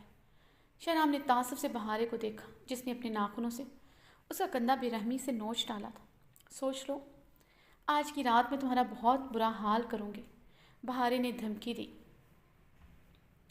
سوچ لیا، شہرام لب دانتوں میں دبائے مبہم سا مسکراتے ہوئے بولا۔ کیا سوچ لیا؟ وہ اس کی معنی خیز مسکراہٹ کو دیکھتے پریشان ہوئی تھی۔ یہی کہ آج رات مجھے تمہارا وائلڈ وومن والا روپ دیکھتا ہوں تم اپنا بدلہ کیسے لیتی ہو، شہرام نے زمانی انداز میں کہتے ہوئے اس کی بیوٹی بون میں نرمی سے اپنے دانت گاڑے تھے۔ بہارے نے غصے سے اب کی بار جواباً شہرام کی گردن میں پورے قوت سے اپنے دانت گاڑ دیے، مگر اگلے ہی لمحے وہ سرخ پڑی تھی۔ شہرام کی گردن پر اس کی دانتوں کی گھڑی بنی تھی۔ اس نے بہت بے رحمی سے وہاں دانت گاڑے تھے، مگر شہرام کو مسکراتا دیکھ کر وہ حیران ہوئی۔ میری جان، ایسی حرکتیں کرو گی تو کیسے دور رہوں گا تم سے؟ وہ مدہوشی کے عالم میں بولتا اس کے بھیگے عارض پر اپنے لب نرمی سے رکھتے چلا گیا۔ بہارے کی مزاحمت دیکھتے وہ اس کی کلائیاں اپنی آنجی شکنجے میں لاک کر چکا تھا۔ سوری میری جان، تمہیں 3 سال تو کیا 3 منٹ کا بھی ٹائم نہیں دے سکتا، کیونکہ میں اب تمہارے بغیر ایک پل بھی نہیں رہ سکتا۔ شہرام اس کی آنکھوں میں دیکھتے گھمبیرتا لہجے میں بولا۔ شہرام کی جسارتیں بڑھ رہی تھیں، بہارے کی سانسیں اٹک رہی تھیں۔ شہرام نرمی سے اس کی میکسی کی زپ کھولتے اسے کندھوں سے نیچے کھسکائے اس کی گردن پر جنون خیزیاں رقم کرنے لگا۔ مدہوش ہوتے اس کی کلائیوں پر اپنی گرفت نرم کر چکا تھا۔ اس کے لب دیوانہ وار اس کے پورے بدن پر محو رقص تھے۔ میں تم سے کبھی بات نہیں کروں گی شہرام، میں اپنی دوست کے گھر اس کے مورے کو چیک کرنے گئی تھی، مگر تم نے مجھ پر جس طرح غصہ کیا مجھ پر چلائے میں کبھی نہیں بھولوں گی۔ بہارے نے اس کی بے لگام جسارتوں کو لگام لگانے کی کوشش کرتے پوری قوت سے چیختے اسے خود سے دور جھٹکا۔ اس کے چیخنے پر ساری خماری بھگ سے اڑی تھی۔ وہ اس کے جھٹکنے پر اس کے جھٹکنے پر غصہ پوری قوت سے اودھ کر آیا تھا۔ ہمیشہ کی طرح اس کی نرمی کا پھر سے ناجائز فائدہ اٹھا رہی تھی۔ تم آئندہ کبھی میری اجازت کے بغیر اس حویلی سے باہر نکلی تو صرف چلاؤں گا یا غصہ نہیں کروں گا، پھر تمہیں اس طریقے سے ہی سمجھاؤں گا جو تمہیں سمجھ آتا ہے۔ شہرام نے اسے سخت نظروں سے دیکھتے وارن کیا۔ کیا کرو گے تم؟ کیا کر سکتے ہو؟ یہی کرو گے نا؟ حویلی کے مردوں کی طرح اپنی مردانگی تم بستر پر ہی دکھاؤ گے، جیسے تم نے کل رات دکھائی تھی، جسے تمہارے لالا زیران خانزادہ نے دکھائی تھی۔ بیچاری ابرش کو اپنی نکاح میں زبردستی لے کر اس بیچاری پر بستر پر اپنی مردانگی دکھائی۔ بہارے غصے سے پھنکاری، بہارے لالا کو بیچ میں مت لاؤ، سمجھی تم؟ شہرام اس کے اوپر سے اٹھتا سپاٹ لہجے میں بولا۔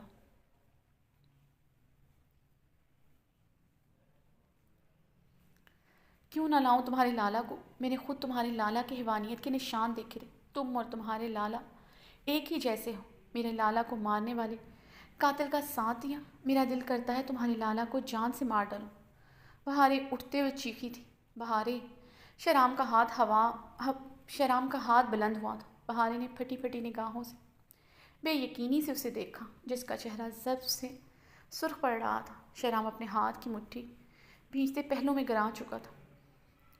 تم یہ سب بکواس اس لیے کر رہی ہو تاکہ میں تمہارے قریب نہ ہوں۔ تم اس میں کامیاب ہو چکی ہو۔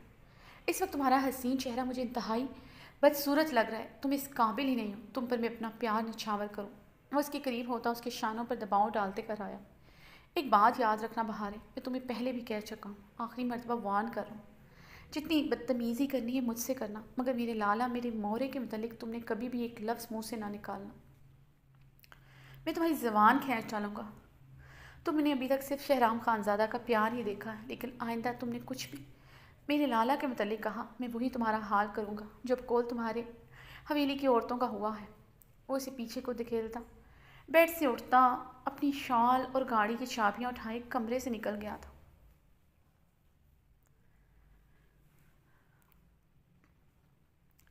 مینا خانم کی بات سنتے ارحام خانزادہ سوٹ پر سیدھا ہوا تھا۔ وہ ابھی اسلام آباد سے حویلی آیا تھا۔ سمیع اللہ خان کے فون کال پر اسے حویلی آنا پڑا تھا۔ اپنی عادت کے مطابق سب سے پہلے وہ مینا خانم سے ملنے زنان خانے میں ہی آیا تھا۔ وہ زنان خانے کے لاؤنج میں مینا خانم کے سامنے والے صوفے پر بیٹھا ان کی بات سنتے پریشان ہوا تھا۔ کیا کہہ رہی ہیں مورے آپ؟ ارحام خانزادہ نے الجھن بھرے انداز میں استفسار کیا۔ یہ تو خوشی کی بات ہے ارحام، تم کیوں پریشان ہو رہے ہیں؟ فرشتے کا قسمت کھل گیا ہے۔ لڑکا والوں نے بہت عاجزی اور احترام سے تمہارا داجی سے فرشتے کا ہاتھ مانگا ہے۔ حاکم خان کا بیٹا حیدر خان، جو اسی سال اپنے علاقے سے الیکشن جیت کر علاقہ کا چیئرمین بنا ہے، سب سے بڑا بال لڑکا کنوارا ہے۔ ان کا کہنا تھا انہیں فرشتے بہت پسند ہیں۔ ان کا گھر کا کسی عورت نے فرشتے کو بہت پہلے پسند کر لیا تھا۔ فرشتے کی شادی کے بعد وہ بہت مایوس ہو گیا تھا۔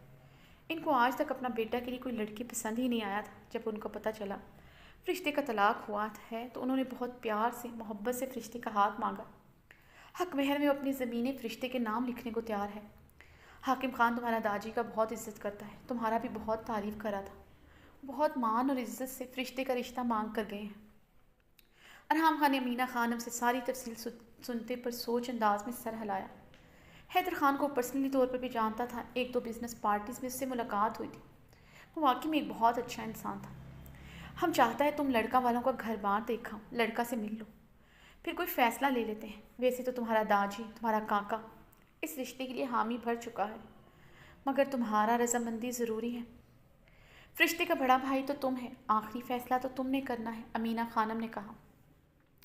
ٹھیک ہے، میں مل لیتا ہوں۔ کیا آپ نے فرشتے سے اس کے متعلق پوچھا ہے؟ جو بھی فیصلہ ہوگا فرشتے کی رضامندی پر ہی ہوگا، ارحام نے امینا خانم کو دیکھتے سنجیدگی سے کہا۔ ارحام، تم جانتا ہے فرشتے بہت معصومہ اور معصوم ہے۔ اس معصوم نے کیا کہنا ہے، اس کا فیصلہ تم نے ہی کرنا ہے۔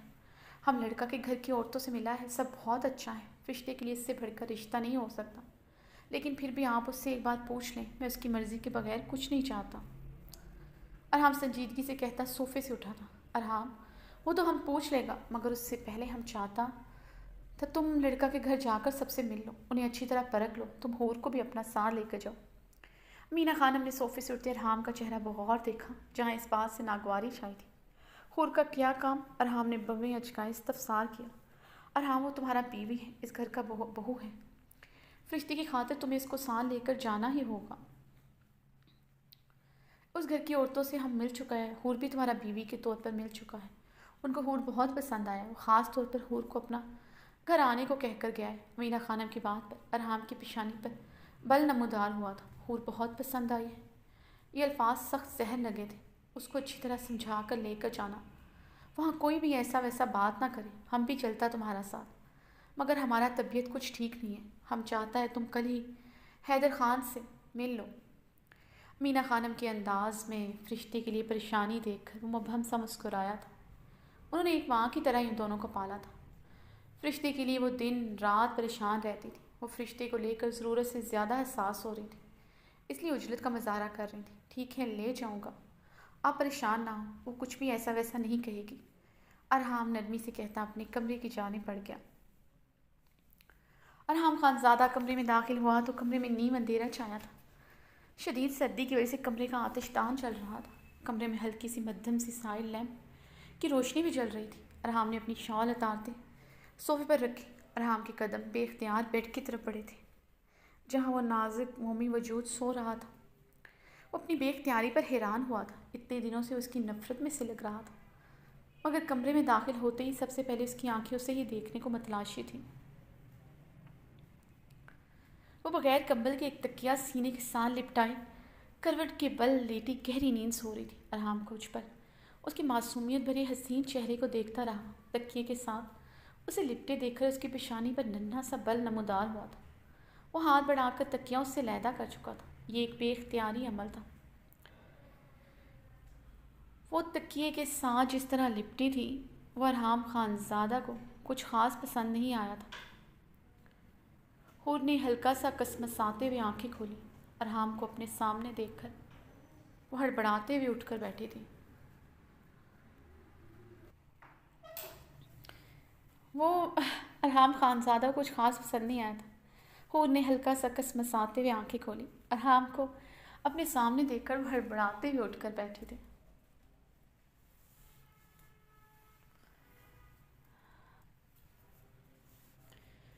ہلکی گلابی رنگت پل میں زرد پڑی، پھر یکدم اسی رنگت نے شدید سرخی اختیار کی۔ ارحام نے دلچسپی سے اس کی بدلتی رنگت کو دیکھا تھا۔ اس کے تاثرات اسے محسوس کر چکے تھے۔ وہ سفید سلک کی سلیو لیس گہرے گلے والی نائٹی میں ملبوس تھی جو صرف گھٹنوں تک آتی تھی۔ حور خفت کے مارے اب نظریں بھی نہیں اٹھا رہی تھی۔ یہ کون سا ٹائم ہے سونے کا؟ دن کے 12 بج رہے ہیں۔ ارحام اس کے ہوشربا سراپے سے نظریں چراتے ہوئے بولا۔ نظریں بار بار بھٹک کر اس کے چہرے سے ہوتی اس کے نازک سراپے پر ٹھہر رہی تھیں۔ میری طبیعت ٹھیک نہیں تھی، مجھے ٹائم کا اندازہ نہیں ہو سکا۔ حور نے نظریں جھکائے ہی جواب دیا۔ یہ کس حلیے میں ہو؟ کچھ تو شرم ہونی چاہیے۔ کمرے کا دروازہ بھی لاک نہیں تھا۔ سفید سلک نائٹی میں اس کا نازک سانچے میں مومی سراپا قیامت ڈھا رہا تھا۔ اب کی بار اس کی بدن کی رونائیوں کو قہربار نگاہوں سے دیکھتے درستگی سے کہا۔ حور کو سلیو لیس نائٹی میں دیکھ کر اسے بالکل اچھا نہیں لگا تھا۔ کمرے میں کوئی بھی ملازمہ، کوئی بھی گھر کی خواتین آ سکتی تھی۔ اس حلیے میں گھر کی کوئی خواتین یا ملازمہ بھی اسے دیکھے کہاں گوارا تھا۔ اس لڑکی کو دیکھ کر ایک ہی جذبہ پوری شدت سے اس کے اندر سرایت کرتا تھا، وہ تھا حق ملکیت۔ مم، میری طبیعت ٹھیک نہیں تھی، میڈیسن لی تھی رات، گھبراہٹ کے باعث مم میں نے گاؤن اتار دیا، اس کے بعد مجھے کچھ پتہ نہیں چلا کب نیند آ گئی، حور نے فقر رنگت کے ساتھ شرمندگی سے بتایا۔ ارحام نے اس کا چہرہ بغور دیکھا جو بخار کی وجہ سے شدید سرخ ہو رہا تھا۔ اس کے چہرے سے اندازہ لگایا جا سکتا تھا وہ تیز بخار میں پھنک رہی ہے۔ اب تو طبیعت ٹھیک ہے تمہاری؟ ارحام اس کی ظاہری نکاحت زدہ حالت دیکھتے ہوئے انجان بن گیا تھا۔ جی۔ حور نے ایک نظر ارحام کو دیکھا جو سر سپاٹ نظروں سے اسے ہی دیکھ رہا تھا۔ ٹھیک ہے میری طبیعت، حور نے نظریں جھکائے ہی جواب دیا۔ جب سامنے کھڑے ستمگر کو پرواہ نہیں تھی تو وہ کیوں کر اپنی طبیعت کا واویلا کرتی؟ یہاں کون تھا اس کے نخرے اٹھانے والا؟ ناز نخرے اٹھانے والا باپ تو تھا نہیں جو اس کے ذرا سے چھینکنے پر ہی اپنی بزنس میٹنگ کینسل کر کے آ جاتا۔ حور کی آنکھیں پل میں بھینگی تھی۔ پاپا؟ اس کی گلابی لبوں نے سنگوشی میں جنبش کی۔ ارحام اس کے لبوں سے لفظ پاپا سنتے چونکا تھا۔ حلیہ درست کرو، میرے لیے چائے لے کر آؤ۔ ارحام درست انداز میں حکم دیتا واش روم کی جانب بڑھا۔ حور اپنے چکراتے سر کو تھامتے بیڈ سے اٹھی۔ جس دن سے ارحام کے کہنے پر اس نے اپنے ڈاکومنٹس چلائے تھے، اس دن سے اس نے سب سے زیادہ یاد اپنے پاپا کو کیا تھا۔ ان کی خواہش تھی وہ ورلڈ کی بیسٹ سرجن بنے۔ بخار کی شدت اور کچھ ارحام کو اپنے سامنے دیکھ کر اس کے حواس سلب ہوئے تھے، اس لیے ایسے ہی بکھلائے سے انداز میں دروازے کی جانب بڑھی۔ ارحام ایک ہی جست میں اس تک پہنچتے اسے دروازے کے ساتھ غصے سے دھکیل گیا۔ حور کی کمر دروازے کے ساتھ بری طرح لگی۔ درد کی لہر کمر سے اٹھتے پورے بدن میں سرایت کر گئی۔ کہاں جا رہی؟ ارحام نے اسے خون اشام نگاہوں سے گھورتے ہوئے پوچھا۔ آپ کے لیے چائے بنانے۔ حور نے کمر میں اٹھتے درد کو لب کچلتے دبایا۔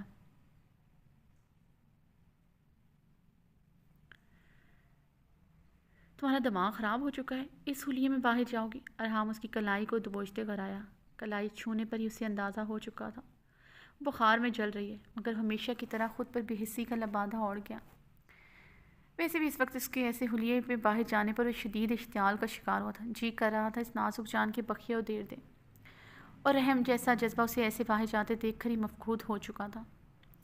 وہ مجھے بالکل اندازہ نہیں تھا، مجھے پتہ نہیں چلنا۔ حور نے لب کو چلتے نظریں جھکائے کہا۔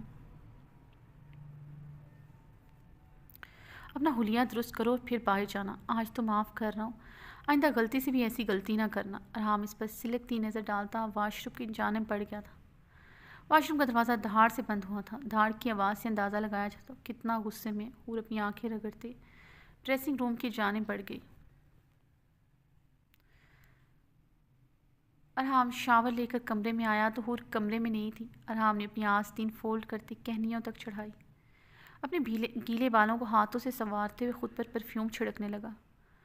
حور چائے لے کر اندر داخل ہوئی تھی۔ وہ گلابی کلر کے پلین گرم سوٹ میں ملبوس تھی، جس پر بلیک سلیو لیس اوپن جرسی پہن رکھی تھی۔ سر پر گلابی دوپٹہ اوڑھا ہوا تھا۔ گلابی دوپٹے کے حالے میں اس کی سرخ و سفید رنگت دمک رہی تھی۔ بخار اور فلو کی وجہ سے گال زیادہ ہی سرخ تھے۔ آنکھیں بھی گلابی ہو رہی تھی، جیسے کچن میں روتی رہی ہوں اور سردی کی وجہ سے ہلکا ہلکا کام بھی رہی تھی۔ ارحام نے ایک ہی نظر میں اس کا سر تا پیر جائزہ لیا تھا۔ ارحام اسے گہری نظروں سے دیکھتا صوفے کی جانب بڑھا۔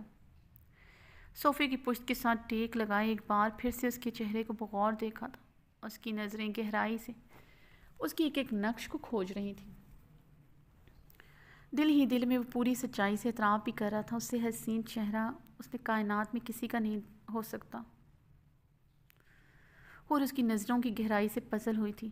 ہاتھ میں چائے کا کپ لرزا تھا، جس پر اپنی گرفت مضبوط کرتے وہ ارحام کی طرف بڑھی۔ آپ کی چائے؟ حور نے کپ ارحام کی طرف بڑھایا۔ ٹیبل پر رکھ دو۔ اس کے ہاتھوں کی لرزش کو بغور دیکھتے ارحام نے کہا۔ حور کپ ٹیبل پر رکھتے ہوئے جانے لگی تھی، اس کی کلائی ارحام کی آہنی گرفت میں آئی۔ یہ کیا ہوا ہے؟ ارحام نے اس کی ہتھیلی کو دیکھتے کہا، جو سرخ ہو رہی تھی، جس پر آبلہ سا پڑا تھا۔ آپ کی چائے بناتے وقت گرم ساس پین میرے ہاتھ پر الٹ گیا، گرم گرم چائے میری ہتھیلی پر گر گئی۔ حور نے بھیگے لہجے میں سسکتے ہوئے بتایا۔ اس کا ہاتھ بہت بری طرح جلا تھا، ہاتھ کی جلد جیسے اتر گئی تھی۔ اس کے آنسو اس کی سسکیاں نظر انداز کر گیا تھا۔ اسے دیکھتی اس دن والا اس کا انکار یاد آیا تھا۔ اس کے پاس آنے پر وہ کیسے تڑپ اٹھی تھی۔ ارحام جب جب یاد کرتا سلک اٹھتا۔ آج تو اسے دیکھ کر سارے زخم ہرے ہوئے تھے جیسے۔ کتنی دیر ہو گئی ہے ہمارا نکاح ہوئے؟ ارحام نے چائے کا گھونٹ بھرتے ہوئے پوچھا۔ چائے کا پہلا گھونٹ بھرتے ہی حلق سے اتارنا مشکل ہو گیا تھا۔ چینی کی جگہ وہ نمک ڈال کر لے آئی تھی۔ پتہ نہیں برزخ میں جلتے کون دن رات گنتا ہے۔ حور نے اپنی بھیگی آنکھیں ارحام خانزادہ پر گاڑی۔ ارحام کو اپنے حلق میں اترتا وہ گھونٹ زہر کی طرح لگا تھا۔ حور کے لفظ انی کی طرح گھڑے تھے دل میں۔ ارحام نے سد نظروں سے اسے دیکھا۔ اس کی سد نگاہیں دیکھتے وہاں سے جانے لگی، مگر وہ ہاتھ بڑھا کر اسے اپنی طرف کھینچ چکا تھا۔ حور کی سرخ رنگت میں زردیاں سی گھلی تھی۔ اس کی رنگت میں زردی گھلتی محسوس کرتے ہوئے زائیہ مسکرایا تھا۔ برزخ میں جلنا کیا ہوتا ہے ابھی میں نے تمہیں محسوس ہی نہیں کروایا۔ ایک دن بھی تمہیں جلنا پڑتا نہ تو تمہاری زبان لفظ ادا کرنا بھول جاتی۔ وہ اس کے گال پر اپنی کھردری انگلی ٹریس کرتا بولا۔ کھردری انگلی کا لمس جتنا نرم تھا اتنا ہی نرم لہجے میں سرد پن تھا۔ اور یہ سرد پن حور کو اپنے رگوں پہ میں اترتا محسوس ہوا۔ حور اس کی گود میں لرزتے ہوئے بیٹھی تھی۔ وہ سراسیمگی نگاہوں سے ارحام کو دیکھ رہی تھی، جو اس کا دوپٹہ نرمی سے اتار کر صوفے پر رکھ چکا تھا۔ ارحام کا ہاتھ اس کی کمر پر اب نرمی سے سرایت کر رہا تھا۔ اس وقت اس کی اتنی ہمت نہیں تھی اس کی جنون خیزیہ سہتی، اس لیے خوفزدہ نگاہوں سے اسے دیکھ رہی تھی۔ بہت ڈرتی ہو مجھ سے؟ ارحام نے اس کا کانپنا محسوس کر کے استہزائیہ مسکراتے ہوئے پوچھا۔ ظالم سے کون نہیں ڈرتا؟ کان سی آنکھوں کی نمی شدت اختیار کرتے گالوں پر بہنے لگی۔ کیا ظلم کیا تم پر؟ وہ سراپا سوال تھا۔ حور کو اس کے سوال سے زیادہ آنکھوں نے حیران کیا تھا۔ جہاں بے حسی طاری تھی، اسے اپنے ظلم کا احساس ہی نہیں تھا۔ وہ اب کیا شکوہ کرتی؟ وہ صرف اسے نم زدہ خالی خالی آنکھوں سے دیکھنے لگی۔ میں ظالم ہو سکتا ہوں مگر تم مظلوم نہیں ہو، اس کی نم آنکھوں میں دیکھ کر بے حسی سے مسکرایا تھا۔ یقیناً ایسا ہی ہے، حور نے اپنی بھیگی آنکھیں رگڑتے مستحکم لہجے میں کہا۔ گڈ، تمہارے لب اب روانی سے لفظ ادا کرتے ہیں، ٹوٹ ٹوٹ کر بولنا چھوڑ دیا ہے تم نے۔ وہ استہزائیہ مسکرایا تھا۔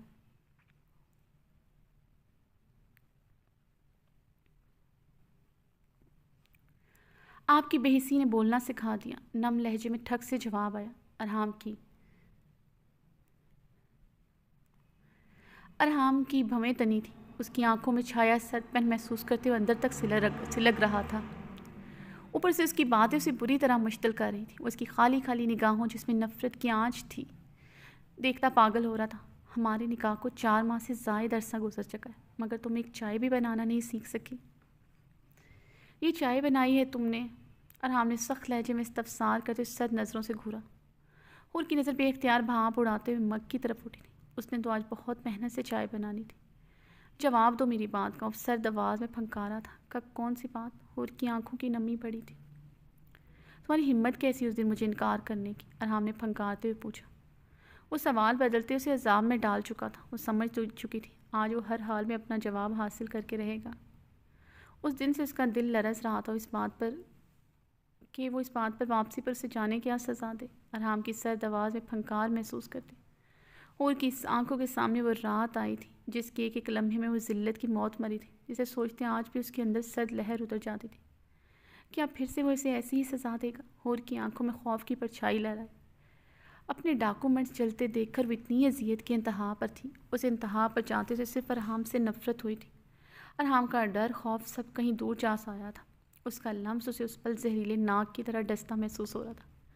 تکلیف کی شدت سے وہ بلبلا اٹھی تھی، مگر اس کے جانے کے بعد مزید اس سے خوفزدہ ہو چکی تھی۔ وہ نفرت کرتی ہی اپنے لیے آواز اٹھاتی، مگر سچ تو یہی تھا، وہی اس کا سائبان تھا، اس کے جسم و جاں کا مالک تھا۔ باہر کی دنیا تو اس کے لیے درندوں سے بھری پڑی تھی۔ وہ اپنی جان بچا کر جاتی بھی تو کہاں جاتی؟ یہ چائے پیو۔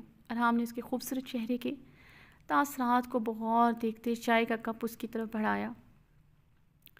وہ نے کانپتے ہاتھوں سے چائے کا کپ تھاما۔ پیو اسے، ارحام نے اپنی بات پر زور دیتے سپاٹ لہجے میں حکم دیا۔ حور نے وہ کپ منہ سے لگایا اور ایک ہی سانس میں ختم کر ڈالا۔ ارحام نے حیرانگی سے اسے دیکھا تھا، جس کی آنکھوں کی نمی نے شدت اختیار کی تھی، مگر وہ گپ چپ مہر بے لب تھی۔ اس کے آرام سے چائے پینے پر وہ بری طرح لب بھیج گیا تھا۔ اتنی کڑوی چائے جس کا ایک گھونٹ وہ حلق سے نہ اتار سکا۔ وہ گرم کڑوی چائے ایک ہی سانس میں اپنے حلق سے اتار چکی تھی۔ اتنی کڑوی چائے ایک ہی سانس میں پی گئی ہو، امپریسو۔ ارحام لفظ کوڑے طنزیہ مسکرایا تھا۔ زندگی اس سے کہیں زیادہ کڑوی ہے۔ حور کی بات پر ارحام کے بدن میں شعلے سے بھڑکے تھے۔ گڈ، بہت سٹیمنا آ گیا ہے تم میں۔ یقیناً آج رات میرا غصہ برداشت کر لو گی۔ ارحام نے داؤ کھیلا تھا۔ اس کا آنکھوں میں آنکھیں ڈال کر بات کرنا پسند نہیں آیا تھا۔ وہ سمجھ نہیں پا رہا تھا۔ بات آنکھوں میں آنکھیں ڈال کر بات کرنے کی نہیں تھی، بات اس کرب کی تھی جو اس کی آنکھوں میں دیکھنا چاہتا، مگر اب اس کی آنکھوں میں ٹھہرا درد و کرب اسے آنکھوں میں ریت کی طرح چھپ رہا تھا۔ یہی بات اسے پھانس کی طرح چھپ رہی تھی۔ اس کی فک رنگت اور اس کے بدن کی بڑھتی کپاہٹ نے ارحام کی رگوں میں گویا سکون اتارا۔ میرے سامنے آواز تبھی اٹھانا جب مجھے برداشت کرنے قابل ہو جاؤ۔ ارحام اس کی کمر پر گرفت مضبوط کر سے اسے جھٹکے سے اپنے قریب کر گیا۔ حور کے لب ارحام کی ٹھوری سے ٹکرائے تھے۔ گلابی نرم لبوں کا لمس محسوس کرتے ارحام کے پورے وجود میں سکون سا اترا تھا۔ وہ اسے اپنے گود سے جھٹکے سے اتارتا صوفے سے یکدم کھڑا ہوا۔ اس کی صرف ضرورت تھی، سکون کبھی نہیں ہو سکتی تھی۔ پھر سے اس کا اس دن کا تڑپنا یاد آیا تھا۔ کیسے اس کے نزدیک آنے پر اسے دھتکار سکتی ہے۔ دل و دماغ میں پچھلے کچھ دنوں سے یہی جنگ چھڑی تھی۔ اس لڑکی کی اتنی سی بات اسے کیوں اتنی تکلیف دے رہی تھی، وہ سمجھ نہیں پایا تھا۔ اس کے تڑپنے پر، اس کے چیخنے پر اس نے اپنا حق کیوں نہیں لیا، کیوں وہ اس دن واپس چلا گیا تھا۔ ارحام اسے گھورتے ہوئے اپنے سوالوں کے جواب ڈھونڈ رہا تھا۔ حور ارحام کو دیکھتے اپنے لب کاٹتے صوفے سے کھڑی ہوئی۔ وہ اس پر غسیلی نظر ڈالتے وہاں سے جانے لگا، مگر اس کے بخار سے تمتماتے چہرے پر نظر ڈالتے وہ رکا تھا۔ اس سردی سے ٹھٹرتی بمشکل ہی اپنے قدموں پر کھڑی تھی۔ کھانا کھایا تھا؟ اس کی طبیعت کے پیش نظر وہ نہ چاہتے ہوئے بھی پوچھ بیٹھا۔ نہیں، حور نے آہستگی سے کہا، کچن میں جاؤ، کھانا کھاؤ، پھر میڈیسن لو، شام تک تمہارا بخار اتر جانا چاہیے، شام میں اچھا سے تیار ہو جانا۔ ارحام نے اپنے کف فولڈ کرتے اس کے چہرے کو دیکھا، جہاں اس کی بات سنتے خوف و ہراس سا پھیلا تھا۔ وہ اس کی باتوں کا مطلب کچھ اور ہی سمجھی تھی۔ شام میں ہمیں کہیں جانا ہے، شام تک تمہارا بخار اتر جانا چاہیے، ارحام نے اس کے خوف زدہ چہرے کو دیکھتے نرمی سے کہا۔ اسے اس پر ترس سا آیا تھا جیسے۔ جی، حور نے اس بات میں سر ہلایا۔ اب جاؤ، میں کچھ دیر آرام کروں گا، شام سے پہلے کمرے میں نہ آنا۔ اس کے سراپے پر نظریں جمائے سرد لہجے میں بولا۔ یقیناً وہ اس کمرے میں موجود ہوتی وہ آرام نہ کر پاتا۔ اسے دیکھتے ہی اس کے بدن میں اس کی قربت کی چاہ انگڑائیاں لینے لگی تھی۔ وہ اتنا تو جان چکا تھا، سامنے کھڑی لڑکی اب اس کی جیسے ضرورت سی بن گئی تھی، جس کی پناہوں میں سے سکون ملتا تھا۔ حور اسبات میں سر ہلاتے وہاں سے جانے لگی۔ ارحام کی پکار پر رکی تھی، پلٹ کر ارحام کو استفہامیہ نگاہوں سے دیکھنے لگی۔ حور، آئندہ میں تمہیں دیر تک کمرے میں آرام کرتا نہ دیکھوں، یہی اصول گل کے لیے تھا۔ رات اسے میرے حقوق ادا کرتے، چاہے کتنی ہی دیر کیوں نہ ہو جاتی تھی۔ صبح 7 بجے وہ زنان خانے میں ہوتی تھی۔ مورے دل کی بہت اچھی ہیں، وہ کبھی تم پر سختی نہیں کریں گی، مگر اب تم اس حویلی کو بہو ہو، تمہیں پتہ ہونی چاہیے تمہاری کیا ذمہ داری ہیں۔ مجھے تم اب بلا ضرورت کمرے میں نظر نہ آؤ، تمہارا ٹائم کچن میں زیادہ گزرنا چاہیے تاکہ تم کھانا بنانا سیکھ سکو۔ اگلی بار میرے لیے ایسی چائے بنائی تو سزا کے طور پر یہ صرف چائے پینا تمہارے مقدر میں نہیں ہوگی۔ اس پر قہر بھری نظر ڈالتے ایک ایک لفظ چبایا تھا اس نے۔ وہ اسے اس ٹائم اسے اپنے پناہوں میں چاہیے تھی، مگر اس کی مردانہ آنا اسے اس کے پاس جانے نہیں دے رہی تھی، اس لیے اپنا غصہ ایسے اس پر نکالا تھا۔ دوسرا، اسے مکمل طور پر اس حویلی کی عورتوں کے سانچے میں ڈھالنا چاہتا تھا۔ اب وہ ہمیشہ اسے صرف اپنا بنا کر اس حویلی میں رکھنا چاہتا تھا۔ کمرے کی لائٹ آف کرتا اور بیڈ کی طرف بڑھ گیا تھا۔ حور خاموشی سے کمرے سے نکل گئی تھی۔ حور بلیک ویلوٹ کی لانگ کامدر فراک پر بلیک بڑا سا نیٹ کا دوپٹہ سر پر اوڑے ہوئی تھی، سلکی بال کھلے چھوڑے کے تھے۔ یہ ڈریس درخشاں اس کے لیے نکال کر گئی تھی۔ امینہ خانم نے اسے بہت اچھا سا تیار ہونے کو کہا تھا، اسے سونے کی جیولری بھی پہننے کو کہا تھا۔ سب کچھ آج درخشاں نے ہی سلیکٹ کیا تھا۔ حور نے گلے میں ہیوی سونے کا گلو بند پہن رکھا تھا، جس کے ساتھ سونے کے ٹاپس تھے، کلائیوں میں سے سونے کے کڑے پہنے تھے۔ لائٹ سا میک اپ کی وہ بے تحاشا خوبصورت لگ رہی تھی۔ میڈیسن لینے کی وجہ سے وقتی طور پر بخار اتر چکا تھا، مگر اسے سردی بہت لگ رہی تھی۔ شاور لینے کی وجہ سے اب سردی کی وجہ سے اسے جھرجھریاں سی آ رہی تھی، مگر اسے ہر حال میں ارحام کا حکم ماننا ہی تھا۔ وہ نیٹ کا دوپٹہ اوڑھی، خوبصورت سی شال ایک کندھے پر ڈالے باہر کار پورچ میں آئی، جہاں گاڑی میں ارحام اس کا انتظار کر رہا تھا۔ ارحام خان زادہ بلیک شلوار قمیض میں ملبوس، بلیک ہی شال کندھوں پر ڈالے گاڑی میں بیٹھا حور کا انتظار کر رہا تھا، جسے وہ 5 منٹ تک باہر آنے کا حکم دے کر آیا تھا۔ 5 سے 10 منٹ ہو چکے تھے، وہ ابھی تک نہیں آئی تھی۔ ارحام لب بھینچے اس کا انتظار کر رہا تھا، وہ آتے دکھائی دی۔ ارحام کا رنگ غیظ و غضب سے سرخ پڑا تھا، وہ کھلے چہرے کے ساتھ ہی باہر آ چکے تھے۔ یہاں کتنے ہی ملازم کھڑے تھے۔ ارحام جلدی سے گاڑی سے اترتا حور کی طرف بڑھا، حور کو کلائی سے دبوچے اسے کھینچتے ہوئے اندر کی جانب بڑھا۔ حور سہمتے ہوئے ارحام کے ساتھ کھینچتی ہوئی اندر آئی تھی۔ ارحام کی تنی ہوئی بھویں اور اس کی ماتھے کی ابری وینز اس کے شدید اشتعال میں ہونے کا ظاہر کر رہی تھی۔ حور کی سانسیں سینے میں اٹکی تھی، اسے اپنا کوئی قصور، کوئی غلطی نظر نہیں آئی تھی جس کی وجہ سے اتنا غصے میں آتا۔ وہ تو طبیعت کی خرابی کے باعث بھی تیار ہوئی تھی، مگر اتنا غصے میں کیوں تھا؟ وہ اس کے ساتھ کھینچتی اس کے سرخ سفید چہرے کو دیکھتے سوچ رہی تھی۔ ارحام، اس نے سسکتے ہوئے پکارا۔ جواباً اس نے اسے جن نظروں سے دیکھا تھا اسی پل خاموش ہو گئی تھی۔ ارحام اسے کلائی سے دبوچتے کمرے میں داخل ہوا تھا اور اسے بیڈ پر بری طرح پٹکا۔ وہ روندے منہ گرتی سیدھی ہو کر ارحام کو خوفزدہ نگاہوں سے دیکھنے لگی۔ دوپٹہ سر سے پھسلتا شانوں پر آیا تھا، شال کمرے کے وسط میں ہی گر چکی تھی۔ وہ سراسیمہ نگاہوں سے ارحام کو دیکھ رہی تھی، جو خون شام نگاہوں سے اسے گھور رہا تھا۔ کا کیا ہوا؟ حور نے ارحام کے سرخ چہرے کو دیکھتے کھٹی کھٹی آواز میں پوچھا تھا۔ ارحام ایک ہی جست میں اس کی طرف بڑھتے اس کے بال اپنی مٹھی میں دبو چکا تھا۔ یہ کس حلیے میں آئی تھی تم باہر؟ ارحام وہ غرایا۔ ارحام کیا ہوا ہے میرے حلیے کہ جس طرح آپ کی موری نے کہا میں تو ویسے ہی تیار ہوئی ہوں، دوپٹہ سر پر بھی لیا ہوا تھا۔ حور نے فقر رنگت کے ساتھ ناسمجھی سے پوچھا، اور تم پچھلے 4 ماہ سے یہاں ہو؟ تمہیں ابھی تک پتہ نہیں چلا کہ یہاں کی عورت کس طرح خود کو چھپا کر باہر نکلتی ہے؟ تم اس طرح تیار ہو کر کھلے منہ کے ساتھ باہر چلی آئی؟ ارحام کی گرفت اس کے بالوں پر مضبوط ہوئی تھی۔ ارحام آپ نے کہا تھا فرشتے آپ ہی کے رشتے کے سلسلے میں ان کے ہونے والے سسرال جانا ہے۔ آپ کے مورے نے بھی اچھا سے تیار ہونے کو کہا تھا۔ حور نے لرزتے لبوں سے کہتے اپنے بال اس کے شکنجے سے چھڑوانے کی کوشش کی۔ وہ غصے سے اس کا ہاتھ اٹھاتے اس کے بالوں کو جھٹکا دے گیا تھا۔ حور کی آنکھوں سے آنسوؤں کا جھرنا بہا تھا۔ اس کے آنسو دیکھتا اس کے بالوں پر اپنی گرفت نرم کر چکا تھا۔ نظر اس کے چہرے پر جم کر رہ گئی تھی۔ ذرا سی تیاری نے اس کا روپ 2 اچھا کر دیا تھا۔ کان سی کرسٹل براؤن آنکھوں میں کاجل کی باریک سی لکیر اس کی آنکھوں کی خوبصورتی کئی گنا بڑھا چکی تھی۔ ارحام خانزادہ کو اپنا آپ ان گہری شفاف آنکھوں میں ڈوبتا محسوس ہوا۔ اپنی کیفیت پر قابو پاتے اس سے دور ہوا تھا۔ اسے دور ہوتے اسے ایک نظر دیکھا جو بھی نم آنکھوں سے اسے دیکھتی۔ ہم نے اپنی آئی برو مسلتے ہوئے اپنے غصہ ضبط کرنے کی کوشش کی۔ وہ سمجھ تو کیا تھا، اس نے جان بوجھ کر نہیں کیا تھا۔ وہ 4 ماہ سے اس کے ساتھ تھی مگر اس کے ساتھ ایسے کبھی باہر نہیں گئی تھی۔ یہ پہلی دفعہ تھا کہ وہ اس کے ساتھ کسی کے گھر جا رہی تھی، مگر وہ کیا کرتا؟ باہر کھڑے ملازموں کی نظر وہ اس پر برداشت نہیں کر سکا تھا۔ لہو میں ابال سے اٹھتے محسوس ہو رہے تھے۔ اسے ایک نظر دیکھتا ڈریسنگ روم کی جانب بڑھ گیا۔ کبڑ سے گل کی بڑی سی چادر نکال کر باہر آیا۔ بیڈ پر بیٹھی حور کی طرف بڑھائی جسے اس نے کانپتے ہاتھوں سے پکڑا۔ بخار کی وجہ سے ویسے ہی اس کی طبیعت خراب تھی، اوپر سے ارحام کو غصے میں دیکھ کر وہ مزید اس کی طبیعت خراب ہو چکی تھی۔ اب وہ شدید کانپ رہی تھی۔ اسے اوڑو اچھی طرح، ارحام نے سرد آواز میں حکم دیا۔ حور نے بیڈ سے اٹھتے وہ چادر اچھی طرح خود پر لپیٹی۔ میری بات سنو حور، فرسٹ اینڈ لاسٹ ٹائم تم سے کہہ رہا ہوں، آئندہ تمہیں لفظوں سے بالکل نہیں سمجھاؤں گا۔ میرا ہاتھ تم پر اٹھ جائے گا جو میں اٹھانا نہیں چاہتا۔ اگر میرا ہاتھ تم پر غلطی سے بھی اٹھ گیا میں بالکل رحم نہیں کھاؤں گا۔ ارحام اس کا بازو سختی سے دبوچے قریب ہوتا کر آیا۔ وہ سا اشتعال بڑھتا ہی جا رہا تھا۔ کچھ دیر پہلے وہ سلیپ لیس نائٹی میں باہر جا رہی تھی، اب اس طرح کھلے منہ کے ساتھ باہر چلی آئی تھی۔ رگوں میں دوڑتے خون میں شعلے دہکنے لگے تھے۔ اس کی عزت اس کی بیوی تھی، اب اس پر کس کی ایک نظر بھی برداشت نہیں تھی۔ اور دم سادے کھڑی سے ابھی بھی سمجھ نہیں آیا تھا کیوں اتنا غصہ کر رہا ہے۔ آئندہ کسی بھی غیر مرد کی تمہارے ایک بال پر بھی نظر نہ پڑے۔ تم گھر میں بھی نیٹ کا دوپٹہ نہیں اوڑو گے، چادر اوڑو گے یا پھر ایسا دوپٹہ اوڑو گے جس میں تمہارا ایک بال بھی نظر نہ آئے۔ ارحام نے اس کے خوبصورت چہرے پر نظر ڈالتے چٹانوں سے سخت لہجے میں حکم دیا۔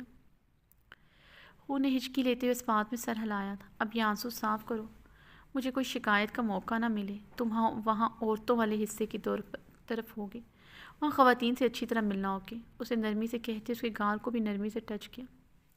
اس کا بری طرح کانپنا محسوس کرتے اپنے اشتعال پر قابو پا چکا تھا۔ چلو اپنا چہرہ اس چادر میں چھپاؤ، ارحام نے اس بار بھی نرمی سے کہا۔ حور کانپتے ہاتھوں سے اس چادر سے نقاب کرنے لگی۔ کیا ہوا ہے، کانپ کیوں رہی ہو؟ ارحام نے اسے بری طرح ٹھٹرتے دیکھ کر پوچھا۔ وہ کب سے کانپ رہی تھی، اسے لگا وہ اس کے خوف سے کانپ رہی ہے، مگر بغور دیکھنے پر معلوم ہوا وہ شدید سردی سے ٹھٹر رہی ہے۔ مجھے سردی لگ رہی، حور نے ٹھٹرتے ہوئے خشک لبوں پر زبان پھیرتے کہا۔ ارحام بے اختیار اس کے قریب ہوا، اپنی ٹھنڈی انگلیاں اس کے ماتھے پر رکھی۔ وہ بخار میں جل رہی تھی۔ ارحام کچھ دیر اسے گہری اور گرم نگاہوں سے دیکھتے رہا اور اس کی گہری نظریں خود پر محسوس کرتے نظریں جھکا گئی تھی۔ تم آرام کرو، ہم کل چلے جائیں گے، میں ان لوگوں کو فون کر کے منع کر دیتا ہوں۔ ارحام اسے گہری نظروں سے دیکھتا کمرے سے نکل گیا تھا۔ اور اس کی نرمی پر حیران ہوئی تھی، مگر اس کی نظروں کی گہرائی دیکھ کر سمجھ گئی تھی وہ اتنا نرم کیوں آتا۔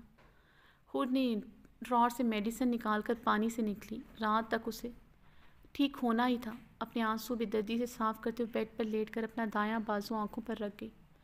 کمبل لینے کی ضرورت محسوس نہیں کی تھی، وہ بے حس بن کر خود کو رات کے لیے تیار کر رہی تھی۔